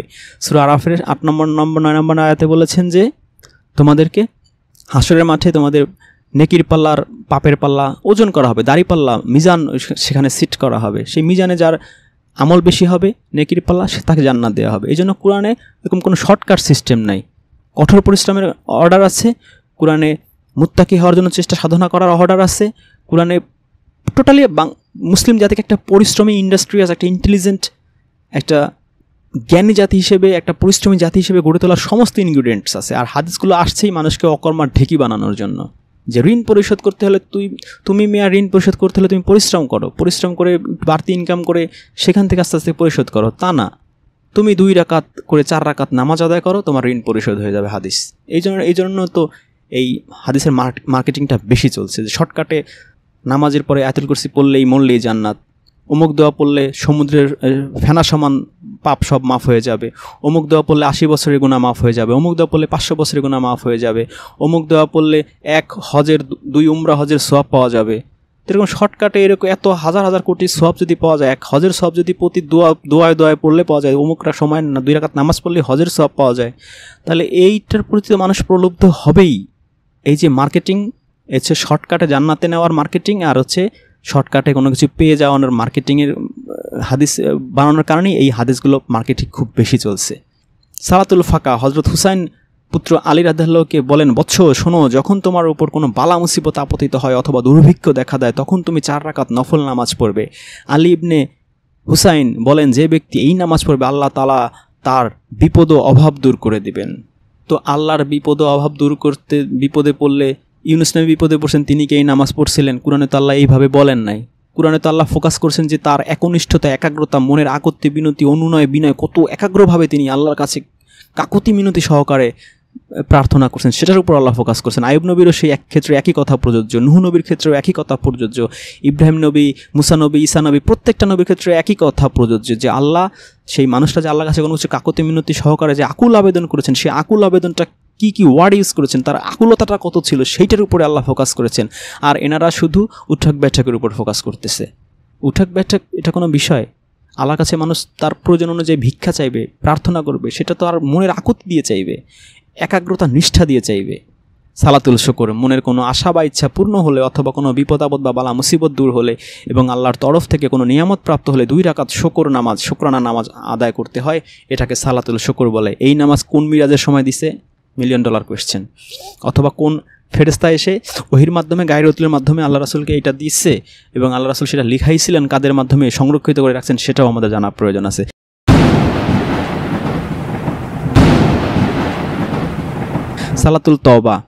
সালাতুল তওবা বিষয়টি আবু দাউদ, তিরমিজি, ইবনে মাজাহ, মুসনাদে আহমদ সহ অনেক গ্রন্থে রয়েছে। কোনো গুনাহ হয়ে গেলে 2 রাকাত নফল নামাজ পড়ে তওবা ইস্তেগফার করে দুরূদ শরীফ পড়ে কান্নাকাটি সহ আল্লাহর কাছে দোয়া ও মুনাজাত করলে আল্লাহ অবশ্যই ক্ষমা করবেন। এই নামাজকে সালাতুল তওবা বলা হয়। 4-5টা গ্রন্থে আছে, কিন্তু আল্লাহ পাক এইভাবে শিখাইছেন, এই নামাজ পড়ে অমুক দোয়া পড়লে, অমুক ইস্তেগফার করে 2 রাকাত পড়লে তারপর আল্লাহ ক্ষমা করবেন, এরকম কথাও আল্লাহ বলেন নাই। আল্লাহ বলছেন যারা মুত্তাকি হবে তাদের গুনাহ মাফ করে দেওয়া হবে। আপনাকে মুত্তাকি হইতে হবে, আপনাকে সত্যবাদী হইতে হবে, আপনাকে পরোপকারী হইতে হবে, আপনাকে মানুষের উপর জুলুম ছেড়ে দিতে হবে, আপনার গীবত বন্ধ করতে হবে, মিথ্যা বলা বন্ধ করতে হবে, মানুষের বাটপাড়ি বন্ধ করতে হবে, ধান্দাবাজি বন্ধ করতে হবে, মুত্তাকি হইতে হবে, মানুষের উপর দান করতে হবে, মানুষের সাথে মিষ্টি ব্যবহার করতে হবে। তাইলে আল্লাহ নিজেই বলছেন যে এইভাবে এরকম করে তোমরা যদি মুত্তাকি হইতে পারো, আপনারা আমার মুত্তাকি ভিডিওটা দেখবেন, তাহলে আল্লাহ তোমাদের অবশ্যই ক্ষমা করবেন, তোমাদের গুনাহগুলো মাফ করে দেবেন, তোমাদেরকে নূর দান করবেন, তোমরা হবে এই পৃথিবীতে আল্লাহর চোখে সবচেয়ে সম্মানিত। কিন্তু না, আপনারা বানিয়েছেন সালাতুল তওবা নামাজ পড়লে আল্লাহ ক্ষমা করে দেবে, আস্তাগফিরুল্লাহ বললে আল্লাহ ক্ষমা করে দেবেন। এইরকম কুরআন বিরোধী জিনিস আপনারা বানিয়ে পুরো মুসলিম বিশ্বের সাথে ধোঁকাবাজি করতেছেন, তাদের ঈমান আমলের ক্ষতি করতেছেন। সালাতুল মাতার, হযরত আবু উমামা রাদিয়াল্লাহু বর্ণনা করেন, রাসূল সাল্লাল্লাহু আলাইহি ওয়াসাল্লাম বলেছেন, আকাশে মেঘ দেখে যদি কোনো ব্যক্তি 2 রাকাত নফল নামাজ পড়ে, আল্লাহ তাকে বৃষ্টির প্রতি ফোঁটায় 10টি করে নেকি দান করবেন। বৃষ্টির পানিতে, গাছপালায় ও তৃণলতায় যত পাতা গজাবে, প্রতি পাতার বিনিময়ে তাকে আরও 10টি করে নেকি দেওয়া হবে। কিন্তু আল্লাহ সূরা আল ইমরানের 92 নম্বর আয়াতে বলেছেন, তোমরা ততক্ষণ পর্যন্ত নেকি সওয়াব পাবে না যতক্ষণ পর্যন্ত তোমরা মানুষের জন্য নিজের দান অর্থ ব্যয় করবে। মানুষের যদি আপনি উপকারী না করেন, আল্লাহ আপনি সওয়াব পাবেন না। কিন্তু এখানে আপনাকে মানুষের জন্য, যে ইসলাম যে একটা মানবতার ধর্ম, যে সূরা আল ইমরানের 92 নম্বর আয়াতে আল্লাহ বলেছেন, সেই মানবতার ধর্ম থেকে ঘুরিয়ে নিয়ে এই ইসলামকে একটা নামাজের ধর্ম বানিয়ে ফেলা হয়েছে, রিচুয়ালের ধর্ম বানিয়ে ফেলা হয়েছে, উঠক বৈঠকের মধ্যে ধর্মটাকে ঢুকিয়ে দেওয়া হয়েছে। সালাতুল নাওম, রাসূল সাল্লাল্লাহু আলাইহি ওয়াসাল্লাম বলেছেন, যে ব্যক্তি শোয়ার আগে 2 রাকাত নামাজ পড়ে, তার জন্য 1000 স্বর্ণ মুদ্রা ও 1000 জামা কাপড় দান করার চেয়ে উত্তম। এই যে কেন মানুষ দান করবে, এই যে আল্লাহ পাক কুরআনে যে বারবার বলেছেন দান করার কথা, সূরা বাকারায় বলেছেন যে আত্মীয় স্বজন, অভাবী, এতিম, অসহায় মানুষকে দান করতে হবে, তাহলে তোমরা মুত্তাকি হতে পারবে, সূরা বাকারা 177 নম্বর আয়াতে। তাহলে মানুষ কেন দান করবে? এই যে হাদিস বিজনেসম্যান যারা, হাদিস ব্যবসায়ী যারা মার্কেটে, এই কারণেই তো তাদের হাদিসের বইগুলো চলছে। মানুষ চিন্তা করছে যে আমি 100 টাকা দিয়ে আমার 100 টাকার সওয়াব হবে, আর যদি আমি 2 রাকাত সালাতুল নাউম নামাজ পড়ি আমার 1000 স্বর্ণ মুদ্রার সওয়াব হবে, আর 1000 জামা কাপড় দান করার সওয়াব হবে। তাহলে আমি কেন মানুষকে 100 টাকা, 50 টাকা, 20 টাকা কেন আমি দান করতে যাব? সে তো করবে না। এই হাদিস দিয়ে তাকে কোরআনের থেকে কিভাবে ছিটকে ফেলা হয়েছে, এই সালাতুল নাউম নামাজের হাদিসটা দেখলেই আপনি মর্মে উপলব্ধি করতে পারবেন। সালাতুল সাকরাতুল মউত, হাদিস শরীফে আছে যে ব্যক্তি মাগরিব ও এশার মাঝখানে 2 রাকাত নামাজ পড়বে তার মৃত্যু যন্ত্রণা কম হবে। সালাতুল সাকরাতুল মউত, নামাজ দিয়ে আপনি মৃত্যু যন্ত্রণা কমায় ফেলতেছেন, অথচ কোরআনে তো আল্লাহ এই কথা বলে নাই। কোরআনে আল্লাহ বলছে যারা মুত্তাকি হতে পারবে, যারা আল্লাহ ওয়ালা হইতে পারবে, যারা রব্বানি হইতে পারবে, তাদের মৃত্যুর কোনো যন্ত্রণাই হবে না। ফেরেশতারা এসে উল্টা সালাম দিবে যে হ্যাঁ সালাম তোমাকে, সালামুন আলাইকুম, তুমি আল্লাহর প্রিয় বান্দা হিসেবে তোমার জীবনটা শেষ করতে পেরেছো, তোমাকে সালাম, তোমাকে জান্নাতের সুসংবাদ, সে টেরও পাবে না। আর যারা সারা জীবন আল্লাহর আদেশ নিষেধ ভায়োলেট করে চলছে, মানুষের উপর জুলুম করছে, অত্যাচার করছে, পরকে ঠকায় খাইছে, ধান্দাবাজি, মানুষের সাথে মিথ্যা, গীবত, চগলখড়ি এগুলো সব করে বেড়াইছে, মানুষের ক্ষতি করে বেড়াইছে, আল্লাহর নাফরমান বান্দা হিসেবে মৃত্যুবরণ করবে, ফেরেশতারা পিটাইতে পিটাইতে তার জান কবজ করবে। কুরআনের মধ্যে আল্লাহ বলে দিচ্ছেন। এখন আপনি সব অপকর্ম করে বেড়াবেন আর সালাতুল সাকরাতুল মউত পড়বেন, আর আপনাকে মৃত্যু যন্ত্রণা কম করে দেবে। পুরোপুরি কুরআন বিরোধী নামাজ এটা। সালাতুল সাকরাতুল মউত কুরআন বিরোধী নামাজ, সালাতুল নাম তো আরও কুরআন বিরোধী নামাজ। কুরআন বিরোধী নামাজ না শুধু, মানে একেবারে মানুষকে মুত্তাকি না হয়, মানুষকে যেন দান টান না করতে পারে, তার জন্য একেবারে বিশাল অস্ত্র হিসেবে এই সালাতুল নাম ইউজ করা হয়েছে। সালাতুল মাতার এটাও আরেকটা, এটাও যে মানুষের দান থেকে ফিরিয়ে রাখার, মানুষকে যে দান করা যে কত বিশাল ইবাদত, এবং এটা যে মানুষকে পরিশুদ্ধ করে, আত্মাকে পরিশুদ্ধ করার যতগুলো টেকনিক আছে, সেই মুরাকাবা, মুশাহাদা, যত যা কিছু আপনারা সেই পীরের দরবারে গেলে যত কিছু শিখবেন না কেন, সবচেয়ে বেস্ট পদ্ধতি হচ্ছে মানুষকে দান করা। সূরা লাইলের 18 নম্বর আয়াতে আল্লাহ বলে দিয়েছেন যে তার সম্পদ দান করে এই পরিশুদ্ধির জন্য, পরিশুদ্ধতার জন্য। তো এই যে আত্মা পরিশুদ্ধির জন্য আল্লাহ শিখিয়ে দিয়েছেন মানুষকে দান করা। আর এখানে আপনাকে শেখানো হয়েছে সালাতুল মাতার পড়লে এই নাকি, সালাতুল নাম পড়লে এই 1000 স্বর্ণ মুদ্রার দানের সওয়াব, আবার 1000 জামা কাপড় দান করার সওয়াব। সালাতুল তওবা আপনি আদায় করলে আপনাকে আল্লাহ অবশ্যই ক্ষমা করবেন। পুরোপুরি কুরআন বিরোধী জিনিস। আল্লাহ কখনোই সালাতুল তওবা পড়লে আল্লাহ ক্ষমা করবেন এরকম কোনো ঘোষণাই দেন নাই। আল্লাহ বলছেন তোমরা মুত্তাকি হবা, মুত্তাকির চেষ্টা সাধনা করবা, এই পাপ এড়ায় চলবা, আর এই ভালো কাজগুলো এই লিস্টে দিয়ে দিলাম, এগুলো করলে তোমাদের আমি এমনিতেই অটোমেটিক ক্ষমা করে দেবো, সমস্ত গুনাহ আমি মোচন করে দেবো। কথাটা আল্লাহ চমৎকার করে বলছে, তোমাদের গুনাহসমূহ মোচন করে দেবো আমি। তাহলে এই সালাতুল তওবা হচ্ছে কুরআন বিরোধী একটা নামাজ। সালাতুল শুকর এটা অন্তরের ব্যাপার। আল্লাহর কাছে আপনি মন থেকেই যদি বলেন আলহামদুলিল্লাহ, দ্যাটস এনাফ। আল্লাহ পাক তো এটাই বলেছেন যে শয়তান চ্যালেঞ্জ করেছিল যে তুমি তাদের অধিকাংশকেই শুকরকারী পাবে না, কৃতজ্ঞতা আদায়কারী পাবে না। আল্লাহ বলছেন যারা আমার প্রিয় বান্দা তারা ঠিকই হবে। তো মুত্তাকির one of the main quality, তারা এই আল্লাহর কৃতজ্ঞ বান্দা হয়। সেখানে আপনি এটা দিয়ে কৃতজ্ঞতা প্রকাশের আপনার একটা উঠা বেঠেকের মধ্যে ঢুকায় ফেলছেন। এটা হচ্ছে অন্তরের ইবাদত। সালাতুল ফাঁকা এটা তো আল্লাহ রাসূল বলেই না, এটা হুসাইন রাদিয়াল্লাহুকে তার রাদিয়াল্লাহু পুত্র আলী রাদিয়াল্লাহুকে বলেন। তো এটা তো হাদিসই না। আলী ইবনে হুসাইন বলেন যে ব্যক্তি নামাজ পড়বে আল্লাহ তার বিপদ আপদ দূর করে দিবে। আল্লাহ পাক বিপদ আপদ দূর করে দিবে নামাজ পড়লে, কথা আল্লাহ কুরআনে কোথাও বলছে? কোথাও বলে নাই। আল্লাহ পাক বিপদ আপদ দূর করে দিতে পারে যদি, আল্লাহ বলছে তোমরা সালাত ও ধৈর্যের মাধ্যমে আল্লাহর কাছে সাহায্য চাইবা। তো সেই সালাত তো আর এই নামাজ না, আর সে ধৈর্য ধরতে হবে। আর আল্লাহর কাছে সাহায্য চাইলেই যে আল্লাহ করবে তা তো না, আল্লাহর কাছে সাহায্য চাওয়ার তো পদ্ধতি আছে। আপনি সারা দিনের মধ্যে 100 করবেন আল্লাহ বিরোধী কাজ, আল্লাহর কুরআনের চাইতে 100টা ভায়োলেট করে বেরাবেন, আর শুধু এই নামাজ পড়বেন, উঠে বৈঠক করবেন, আর আল্লাহ আপনার অভাব বিপদ আপদ সব দূর করে দেবে। এটা তো ভাবাটাই তো একটা চরম বোকামি। ঋণ পরিশোধের নামাজ এটা হচ্ছে মানুষকে অকর্মণ্য করার জন্য আরেকটা ফাত্রামি জিনিস। মানুষ হবে অকর্মণ্য, মানে ঋণ পরিশোধ করবেন তুমি, আল্লাহ বলছে সূরা নজমে, মানুষ তাই পায় যা সে চেষ্টা করে। মানুষ আপনাকে পরিশ্রমী বানাইতে চাচ্ছে, আল্লাহ সেইভাবেই ইন্সপায়ারেশন দিচ্ছে আল্লাহ কুরআনে। আপনি সেটা না করে আপনি উঠক বৈঠক করে আপনি ঋণ পরিশোধ করে ফেলবেন, মানে কাজকর্ম নয়, ভাদাইম্য কীভাবে হবেন সেই সিস্টেম শেখানো হইতেছে এখানে। সালাতুল হাজত, মনের আশা পূরণ হবে, নামাজ শেষে 11 বার ইয়া কাজিয়াল হাজাত বলতে হবে, তার আগে অমুক অমুক দোয়া পড়তে হবে। এই পদ্ধতি শিখাইছে কে? ইবলিস শয়তান শিখাইছে না কে শিখাইছে তারই তো কোনো গ্যারান্টি ওয়ারেন্টি নেই। এই হাদিস আবার বুখারী, আবু দাউদ, তিরমিজি, নাসাই, ইবনে মাজাহ, মুসনাদ আহমদ, মিশকাত সব বহু হাদিস গ্রন্থে আছে। তো এই পদ্ধতি কে শিখাইলো? জিবরাইল ফেরেশতা শিখাইছে না আল্লাহ রাসূল যখন মিরাজে গেছে সেইখানে আল্লাহ রাসূলকে শেখানো হয়েছে? কোথায়? এটা কোরআনে কেন আমরা পাচ্ছি না?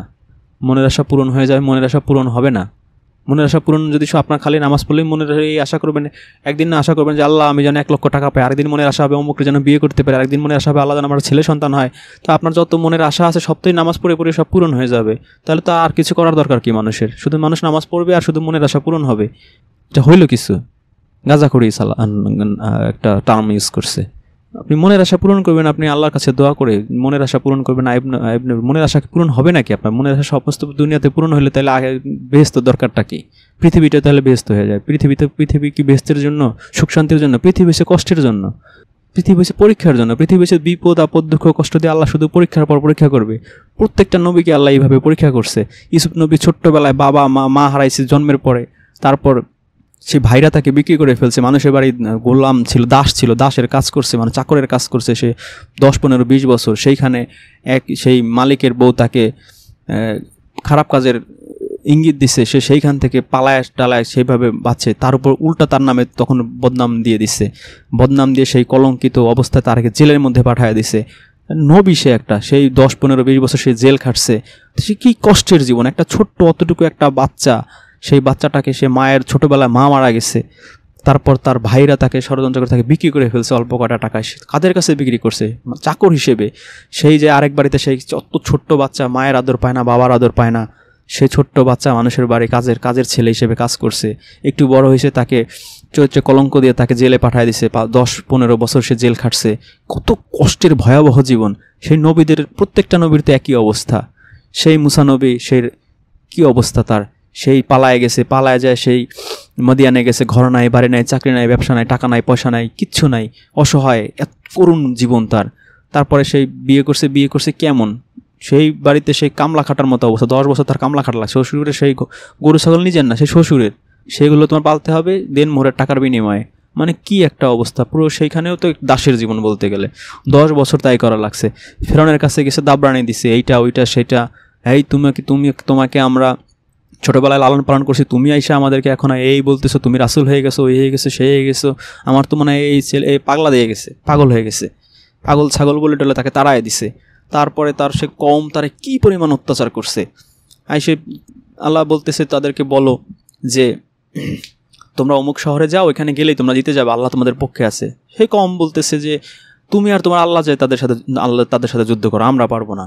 যাদেরকে সেই নীল নদ পাড়ি দিয়ে নিয়ে আসলো, মান্না সালাওয়াত খাওয়াইলো বছরের পর বছর, তারা খাড়ার উপর চোখ উল্টে।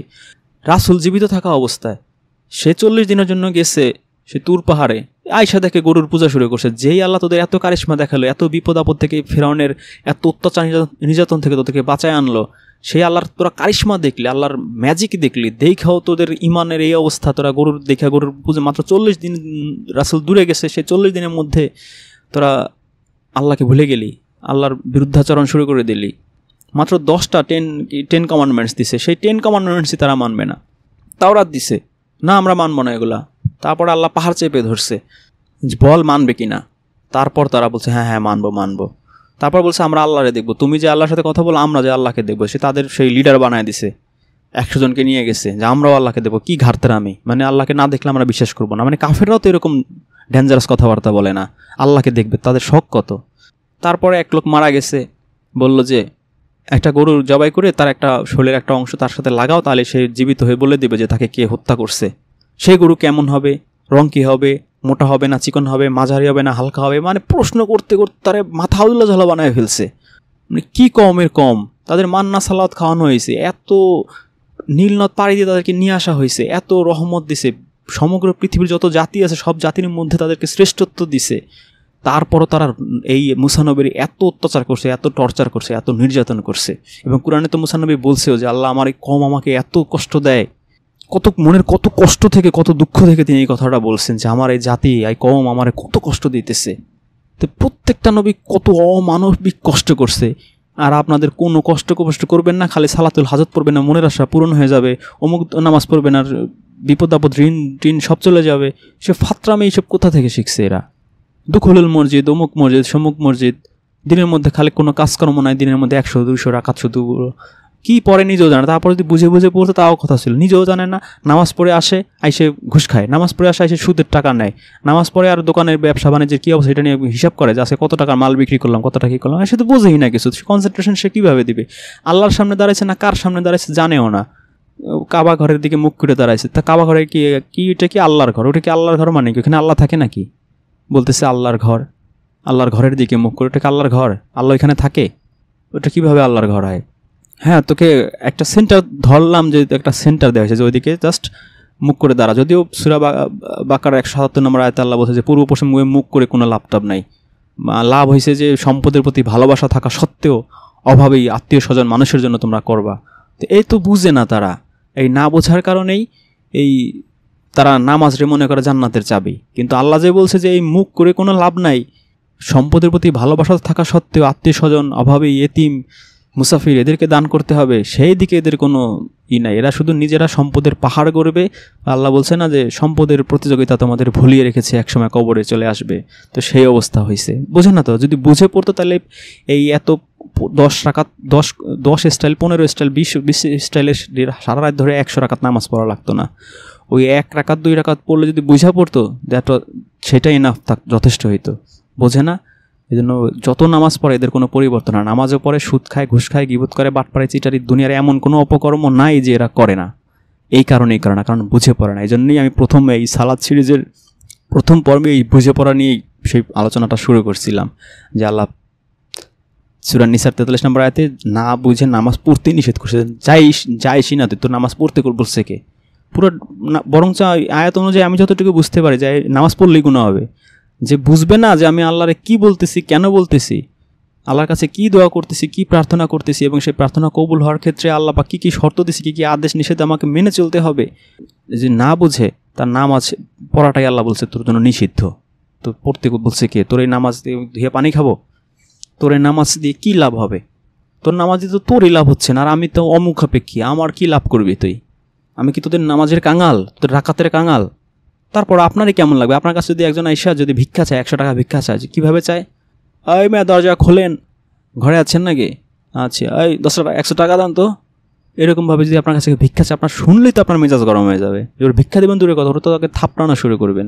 তোমরা নামাজ যায়, তোমরা একই কাজ করি, আল্লাহ কাছে বলে আল্লাহ মারে মাফ করে দাও, আল্লাহ মারে মাফ করে দাও, আল্লাহ মারে মাফ করে দাও, আল্লাহ আল্লাহ আল্লাহ মারে মাফ করে দাও, আল্লাহ মারে মাফ করে দাও, আল্লাহ আমি আল্লাহ আল্লাহ। তারপরে কি নামাজের যে সূরাগুলো পড়ি, হ্যাঁ তুমি ওইটা করো, তুমি সেটা করো, তুমি সেটা করো, হ্যাঁ নবী তুমি তোমার স্ত্রীদের বলো এই কাজ করতে, হ্যাঁ মুসা নবী তার কমকে বললো তোমরা এখানে এই করো না। তারপর সে ফেরাউনের কাছে গেল, ফেরাউনের কাছে গিয়ে সেই ফেরাউনকে বললে বলতেছি, মানে কি বলতেছি আমি নিজেও বুঝতেছি না। ইব্রাহিম নবী তারপর সে তার স্থান থেকে তারপর তার বাবার কাছে গেল, সেইখান থেকে ইব্রাহিম নবীকে আমি বললাম আপনি সেই কাবা ঘরের দিকে যান। আমি মুসা নবীকে বললাম তুমি ফের নীলনদ পাড়ি দিয়ে তোমার কওমের কাছে যাও। তারপর সে একটা মাদিয়ান শহরে গেল। এইগুলো বলতেছি আমি। আবার এটার নাম দিছি আমি নামাজ বা প্রার্থনা বা ভিক্ষা, আল্লাহ কাছে ভিক্ষা। এটাকে আমি কি বলতেছি নিজেই বুঝতেছি না, এই জন্য আমার কোনো পরিবর্তন হইতেছে না।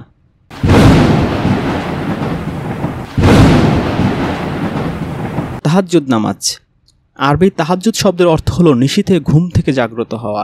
রাতের দ্বিতীয় প্রহরের পর ঘুম থেকে জেগে আল্লাহর সন্তুষ্টির জন্য যে নামাজ আদায় করা হয় তাই তাহাজ্জুদ নামাজ। ফকিহগণ বলেন এশার নামাজ শেষে ঘুমানোর পর আবার জেগে এই নামাজ পড়তে হয়। কেউ কেউ জুহদ শব্দের সঙ্গে তাহাজ্জুদের সম্পৃক্ততা রয়েছে বলে মনে করেন, কারণ এই নামাজে কষ্ট ক্লেশ হয় এবং এর জন্য মানসিক শক্তির প্রয়োজন হয়। মধ্যরাতের পর বা রাতের 2/3 অতিবাহিত হলে তাহাজ্জুদ নামাজের ওয়াক্ত শুরু হয়। ঘড়ির ঘণ্টা হিসেবে রাত 2টার পর থেকে ফজরের ওয়াক্ত আরম্ভ হওয়ার আগ পর্যন্ত তাহাজ্জুদের ওয়াক্ত। এটা কীভাবে এরা নির্ধারণ করলো? যখন এই হাদিস লেখা হয় তখন কি ঘড়ির ঘণ্টায় রাত 2টা-3টা বলতে কিছু ছিল? কিছুই ছিল না। এটা মনে হয় 20-30 বছর আগে বানাইছে। রমজান মাসের সেহরির সময় শেষ হলে তথা ফজরের ওয়াক্ত শুরু হলে তাহাজ্জুদের ওয়াক্ত শেষ হয়। মহানবী বলেন, মহানবী সাল্লাল্লাহু আলাইহি ওয়াসাল্লামের জামানায় তাহাজ্জুদ নামাজের জন্য আলাদা আজান দেওয়া হতো। এখনও মক্কা ও মদিনা শরীফে এই নিয়ম প্রচলিত আছে। নফল ইবাদত বিশেষ উদ্দেশ্য বা প্রয়োজন ছাড়া গোপনে করাই বাঞ্ছনীয়। তবে তাহাজ্জুদ নামাজ অন্ধকারে পড়তে হয় বা তাহাজ্জুদ নামাজ পড়লে জিন আসে অথবা তাহাজ্জুদ নামাজ পড়া শুরু করলে নিয়মিত আদায় করতে হয়, এসব ভুল ধারণা। তবে কারো ঘুমের ব্যাঘাত যেন না হয় এবং প্রচারের মানসিকতা যেন না থাকে, এই বিষয়ে যত্নশীল সতর্ক থাকতে হবে। নবী সাল্লাল্লাহু আলাইহি ওয়াসাল্লাম সবসময় তাহাজ্জুদ নামাজ পড়তেন। পবিত্র কুরআনে আল্লাহ তাআলা তার প্রিয় হাবিব সাল্লাল্লাহু আলাইহি ওয়াসাল্লামকে উদ্দেশ্য করে বলেন, এবং রাত্রের কিছু অংশ তাহাজ্জুদ কায়েম করবে, ইহা তোমার এক অতিরিক্ত কর্তব্য। আশা করা যায় তোমার প্রতিপালক তোমাকে মাকামে মাহমুদে পৌঁছাবেন। সূরা বনী ইসরাঈলের ৭৯ নম্বর আয়াত। প্রথম কথা হচ্ছে যে ইহা তোমার জন্য এক অতিরিক্ত কর্তব্য। যখনই আল্লাহ এই কথাটা বলছে যে এটা তোমার জন্য, তাহলে তো এইটা তো অন্য কারো করার ঠিক না। যেমন আল্লাহ রাসূলকে বলছে যে আল্লাহ যে আপনার কাছে যে কোনো মেয়ে যদি নিজেকে সমর্পণ করে তাহলে আপনি তাকে বিয়ে করতে পারেন, তো এটা আপনার জন্য এক্সট্রা। তো এখন কি আপনি এটাকে সব মুমিনের জন্য এটা কি প্রযোজ্য নাকি? সে ইচ্ছা করলে কি 11টা বিয়ে করতে পারবে বা 9টা বিয়ে করতে পারবে? পারবে না। এটা তো আল্লাহর নবীর জন্য এক্সেপশনাল আল্লাহর অর্ডার। তো সেটা আপনি আল্লাহর নবীর প্রতি যেটা দিচ্ছে সেটা আপনি কেন করবেন? এটা হচ্ছে ফার্স্ট কথা। আর দ্বিতীয় কথা হচ্ছে তাহাজ্জুদ, সূরা বনী ইসরাঈল ৭৯ নম্বর আয়াতে এখানে নামাজ সালাত শব্দই নেই। তাহাজ্জুদ শব্দের অর্থ হচ্ছে রাত্রি জাগরণ। আল্লাহ তাকে রাত্রি জাগরণ করতে বলছেন, এটা সূরা মুজাম্মিলে স্পষ্ট। রাত্রের 3-এর 2 অংশ, 2-এর 1 অংশ, অর্ধেক অংশ জাগরণ করতে বলছেন। তো রাত্রি জাগরণ করে তারা কি বলতে বলছে? তারা কি নামাজ পড়তে বলছে? তারা তো নামাজ পড়তে বলে নাই। আমি আপনাদের আয়াতটা একটু শোনাচ্ছি। মুজাম্মিল সূরা 2 নম্বর আয়াত, 1 নম্বর আয়াত, হে বস্তাবৃত, রাত জাগরণ করো কিছু অংশ ব্যতীত, অর্ধরাত কিংবা তদপেক্ষা কিছু কম, অথবা তার চেয়ে বাড়াও, আর স্পষ্ট ও সুন্দরভাবে কোরআন তেলাওয়াত করো। তাহলে এখানে তো 1 থেকে 4 নম্বর আয়াত পড়লে একটা 5 ক্লাস বাচ্চাও বুঝবে যে এখানে রাত জেগে তারা কি করতে বলছে। তারা তো কোরআন তেলাওয়াত করতে বলছে, এবং কিভাবে? স্পষ্ট ও সুন্দরভাবে। তারাবিতে পড়ে কি স্পষ্টও পড়ে না, সুন্দরভাবেও পড়ে না, তারতিল সহ এখানে পড়তে বলছে। তাহলে এখানে অর্ডার তো হচ্ছে কোরআন তেলাওয়াত। এরা 7 নম্বর আয়াতে বলছে কারণ কি রাত্রে কেন আল্লাহ বলছে? কারণ দিনে হচ্ছে দীর্ঘ কর্মব্যস্ততা। দিনে তো তিনি বাল্লিক করে দাওয়াত পৌঁছায়, যে কোরআন যেগুলো আয়াত আসে সেগুলো হয়তো মানুষের কাছে পৌঁছা দিতে হয়, কাফেরদের সাথে আলোচনা করতে হয়। ইহুদি বাহিনী আসে, খ্রিস্টানরা আসে, মুশরিকরা আসে, বিভিন্ন জিনিস জানতে চায়। রুহু কী জিনিস, অমুক কী জিনিস, ঈসা নবীর কাহিনী জানতে চায়, ইউসুফ নবীর কাহিনী জানতে চায়, যে ইউসুফ নবীর বাড়ি তো ছিল আরবে, তিনি কীভাবে মিশরে গেলেন, তখন আল্লাহ সূরা ইউসুফ নাজিল করে দিচ্ছেন। এভাবে বিভিন্ন জিনিস দিনের বেলা হয়তো অনেকে জানতে চায়। আবার তার নিজেরও তো পার্সোনাল কাজ থাকে, তিনি ইহুদিদের বাড়িতে কাজ করতেন, নিজের ব্যবসা বাণিজ্য ছিল, এসব কাজকর্ম তিনি করতেন। এই জন্য আল্লাহ 7 নম্বর আয়াতে বলছেন দিনে কর্মব্যস্ত থাকে, রাত্রে দাঁড়ান, রাত্রে দাঁড়িয়ে কী করেন? কুরআন পাঠ করেন স্পষ্টভাবে ধীরে ধীরে। 20 নম্বর আয়াতে দেখেন কত ক্লিয়ারলি আল্লাহ বলছেন, তোমার প্রতিপালক জানেন যে তুমি কখনো রাতের 2/3 ইবাদতের জন্য দাঁড়াও, কখনো অর্ধেক, কখনো রাতের 1/3। তোমার সঙ্গী সাথীদের একটি দলও তাই করে। আল্লাহ রাত আর দিনের পরিমাণ নির্ধারণ করেন, তিনি জানেন তোমরা তা যথাযথ হিসাব রেখে পালন করতে পারবে না, কাজেই তিনি তোমাদের প্রতি ক্ষমা পরবশ হয়েছেন। কাজেই কুরআনের যতটুকু পড়া তোমার জন্য সহজ হয় তুমি ততটুকু পড়ো। আবারও ক্লিয়ার, সেই 3-4 নম্বর আয়াতেও বলছেন যে ধীরে ধীরে স্পষ্টভাবে কুরআন পাঠ করো, রাতে জাগরণ করো, কুরআন পাঠ করো। আর 20 নম্বর সর্বশেষ সূরার 20 নম্বর আয়াতেও একই কথা বলছেন যে কুরআন পাঠ যতটুকু সহজ হয় ততটুকু পাঠ করো। তাহলে এইখানে নামাজ কই? এখানে আছে নামাজ তো নাই, লাস্টে আছে, লাস্টে সালাত কায়েম করা। সালাত তো আর নামাজ না, সেটা আমি সামনের এপিসোডে যখন যাব তখন বলবো। তাহলে এই যে 17 নম্বর বনী ইসরাঈল সূরা 79 নম্বর আয়াত এখানে বলা হলো যে তাহাজ্জুদ নামাজ পড়তে বলছে, কারণ ওই আয়াতের মধ্যে নামাজ সালাত বলতে কোনো শব্দই নাই। আর সূরা মুজাম্মিলে যে আছে রাত্রি জাগরণ করো সেই তাহাজ্জুদ, সেইখানেও ওইখানে সালাত 4 নম্বর আয়াতে সালাত পড়তে বলে নাই, মানে নামাজ পড়তে বলে নাই, বলছে কুরআন পাঠ করো স্পষ্টভাবে ধীরে ধীরে। আবার এখানে বলা হয়েছে যে 5 ওয়াক্ত নির্ধারিত নফলের মধ্যে তাহাজ্জুদ সর্বোৎকৃষ্ট আমল। মানে নির্ধারিত এই যে 5 ওয়াক্ত যে নফলের যে 5টা ওয়াক্ত বানিয়েছে, তাহাজ্জুদ, ইশরাক, চাশত, জাওয়াল আর হচ্ছে আওয়াবিন, এর মধ্যে সর্বশ্রেষ্ঠ হচ্ছে বানিয়েছে তাহাজ্জুদ। অথচ কুরআনে তাহাজ্জুদ বলতে বোঝানো হয়েছে রাত্রে জাগরণ করতে বলছে, এবং রাত্রে জাগরণ করে স্পষ্টভাবে ধীরে ধীরে কুরআন পাঠ করতে বলছে। তাকে কি উঠাক বেঠাক করতে বলছে? বলে নাই। ইশরাকের নামাজ, ইশরাক অর্থ হলো উদয় হওয়া বা আলোকিত হওয়া। শরীয়তের পরিভাষায় ইশরাক হলো সূর্যোদয়ের পর যখন পূর্ণ কিরণ বিচ্ছুরিত হয় সে সময়, এই সময়ের নামাজকে ইশরাক নামাজ বলা হয়। হাদিসে আছে যে ব্যক্তি ফজরের সালাত জামাতের সঙ্গে আদায় করবে, তারপর সূর্যোদয় পর্যন্ত আল্লাহর জিকিরে রত থাকবে, অতঃপর 2 রাকাত সালাত আদায় করবে, তবে সে একটি হজ ও একটি উমরার সওয়াব লাভ করবে। পরিপূর্ণ অর্থাৎ একটি হজ ও একটি উমরার পরিপূর্ণ সওয়াব লাভ করবে। তিরমিজি 586। রাসূল সাল্লাল্লাহু আলাইহি ওয়াসাল্লাম ফজরের নামাজের পর সূর্যোদয়ের পর্যন্ত বসে থাকতেন, এরপর সূর্য উপরে উঠলে তিনি ইশরাকের নামাজ আদায় করতেন। আবু দাউদ শরীফের 1294 নম্বর হাদিস। আর একটা ধান্দাবাজি হাদিস, ফজরের পরে যদি কেউ এই ইশরাকের নামাজ পড়ে একটা হজ আর একটা উমরার হজের পরিপূর্ণ সওয়াব পাবে। তো একটা হজ করতে বর্তমান বাজারে প্রায় 5 থেকে 6 লক্ষ টাকা লাগে, একটা উমরা করতে লাগে 3 লক্ষ টাকা, তাহলে 9 লক্ষ টাকা সব সে পাইতেছে। তাহলে সে কেন মানুষকে দান করবে? 9 লক্ষ টাকার সব সে পেয়ে যাচ্ছে ইশরাক নামাজ পড়লে। তাহলে একটা মানুষ কেন আত্মীয় স্বজনকে দান করবে? একটা মানুষ কেন অভাবী এতিম মানুষকে দান করবে? বরঞ্চ উল্টো ঠকায় খাবে, উল্টো সে জুলুম করে, অত্যাচার করে, ঘুষের হিসেবে হোক, সুদ হিসেবে না, বিভিন্নভাবে পারলে মাস্তান দিয়ে দখল করায় হলেও সে এগুলো নেবে, মানুষের কাছ থেকে জুলুম অত্যাচার করে অর্থ আত্মসাৎ করবে, কোটি কোটি টাকার মালিক হবে ধান্দাবাজি করে, বাটপাড়ি করে, মানুষ খাদ্যে ভেজাল দিয়ে। মানে মানুষকে, মুসলিমদেরকে চরিত্র নষ্ট করার জন্য, মুসলিমদেরকে জালিম বানানোর জন্য, মুসলিমদের যেন পাপ না ছাড়ে, এই ধরনের হাদিস হচ্ছে তার সবচেয়ে বড় কারণ।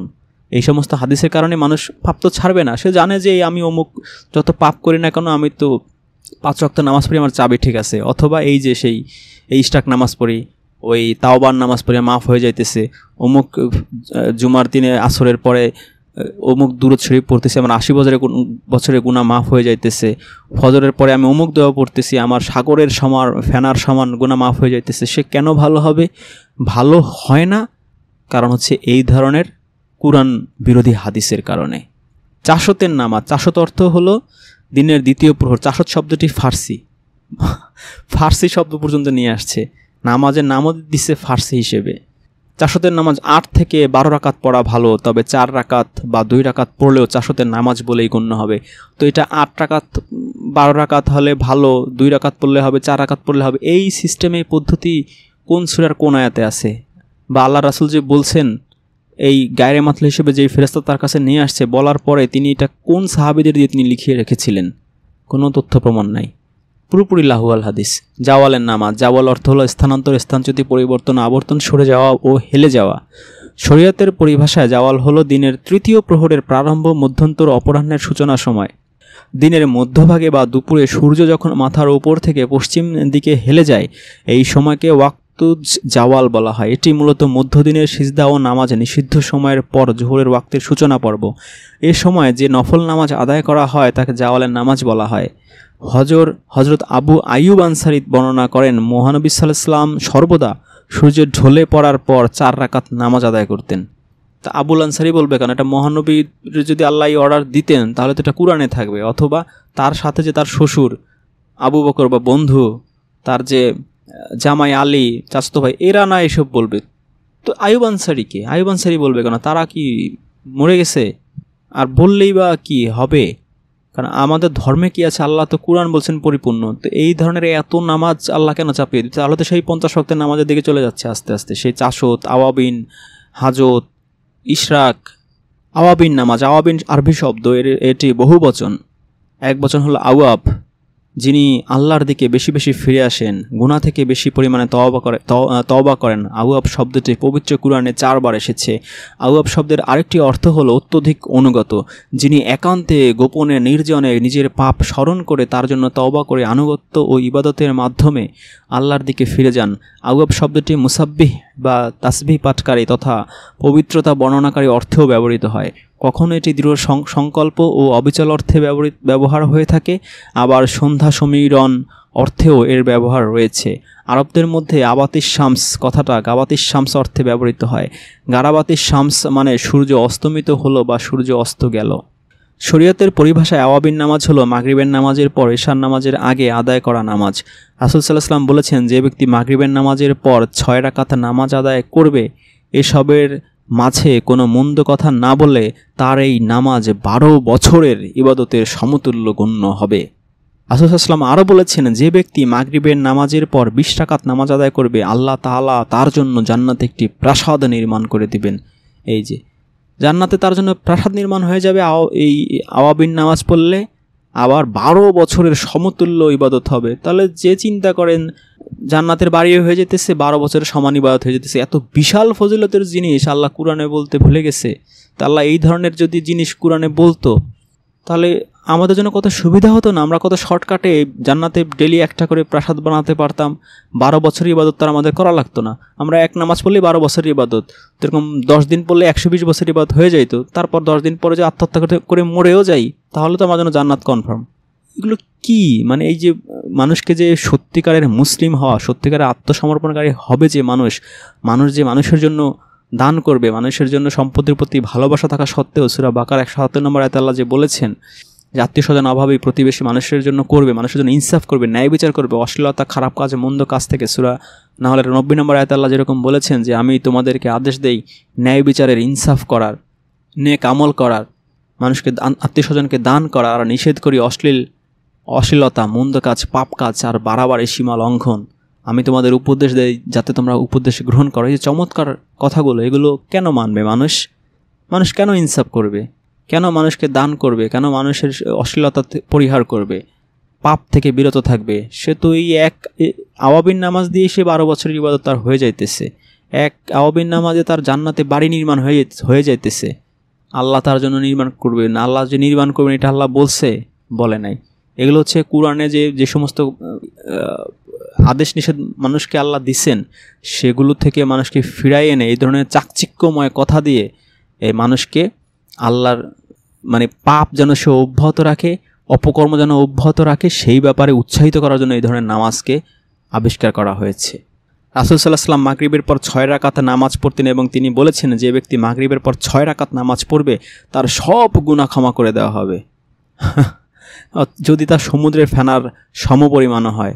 চিন্তা করেন, আল্লাহ সব গুনাহ ক্ষমা করে দিবে সমুদ্রের ফেনা হলে নামাজ পড়লে, অথচ আল্লাহ মুত্তাকি হইতে বলছে। মুত্তাকি হইতে গেলে তার কী যে সাধনা, কী যে কষ্ট, কী যে পরিশ্রম, প্রচুর ভালো কাজ করতে হয়, তাহলে মুত্তাকি হওয়া যায়। প্রচণ্ড ধৈর্যশীল হইতে হয়, প্রচণ্ড সত্যবাদী হইতে হয়, প্রচণ্ড পরোপকারী হইতে হয়।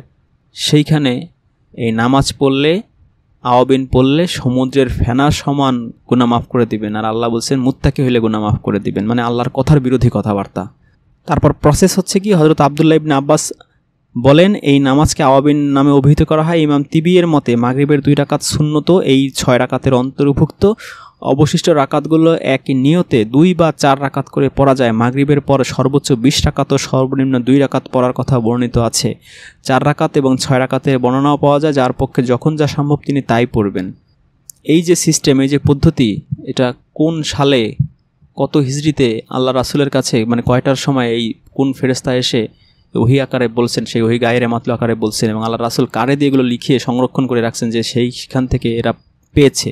এই প্রসেস, এই সিস্টেম পুরো মানুষের বানোয়াট। এবং যে ফজিলত বর্ণনা করা হয়েছে এটা হচ্ছে মুসলিমকে মানে আরও পাপের দিকে উৎসাহিত করা হলো। মানুষ ইসলাম যে মানবতার ধর্ম, সেই মানবতার ধর্ম থেকে সরিয়ে এনে মানুষকে উঠাক বৈঠকের মধ্যে আটকে ফেলার জন্য শয়তানের মাস্টার প্ল্যানের অংশ। আল্লাহ পাক আমাদের সবাইকে পবিত্র কুরআন, আল্লাহর রজ্জুকে শক্তভাবে আঁকড়ে ধরার তৌফিক দান করুক, আহসানুল হাদিসকে আঁকড়ে ধরার তৌফিক দান করুক, এবং লাহুয়াল হাদিসের খপ্পর থেকে বেরিয়ে পরিপূর্ণ মুসলিম হওয়ার তৌফিক দান করুক। আলহামদুলিল্লাহি রাব্বিল আলামিন।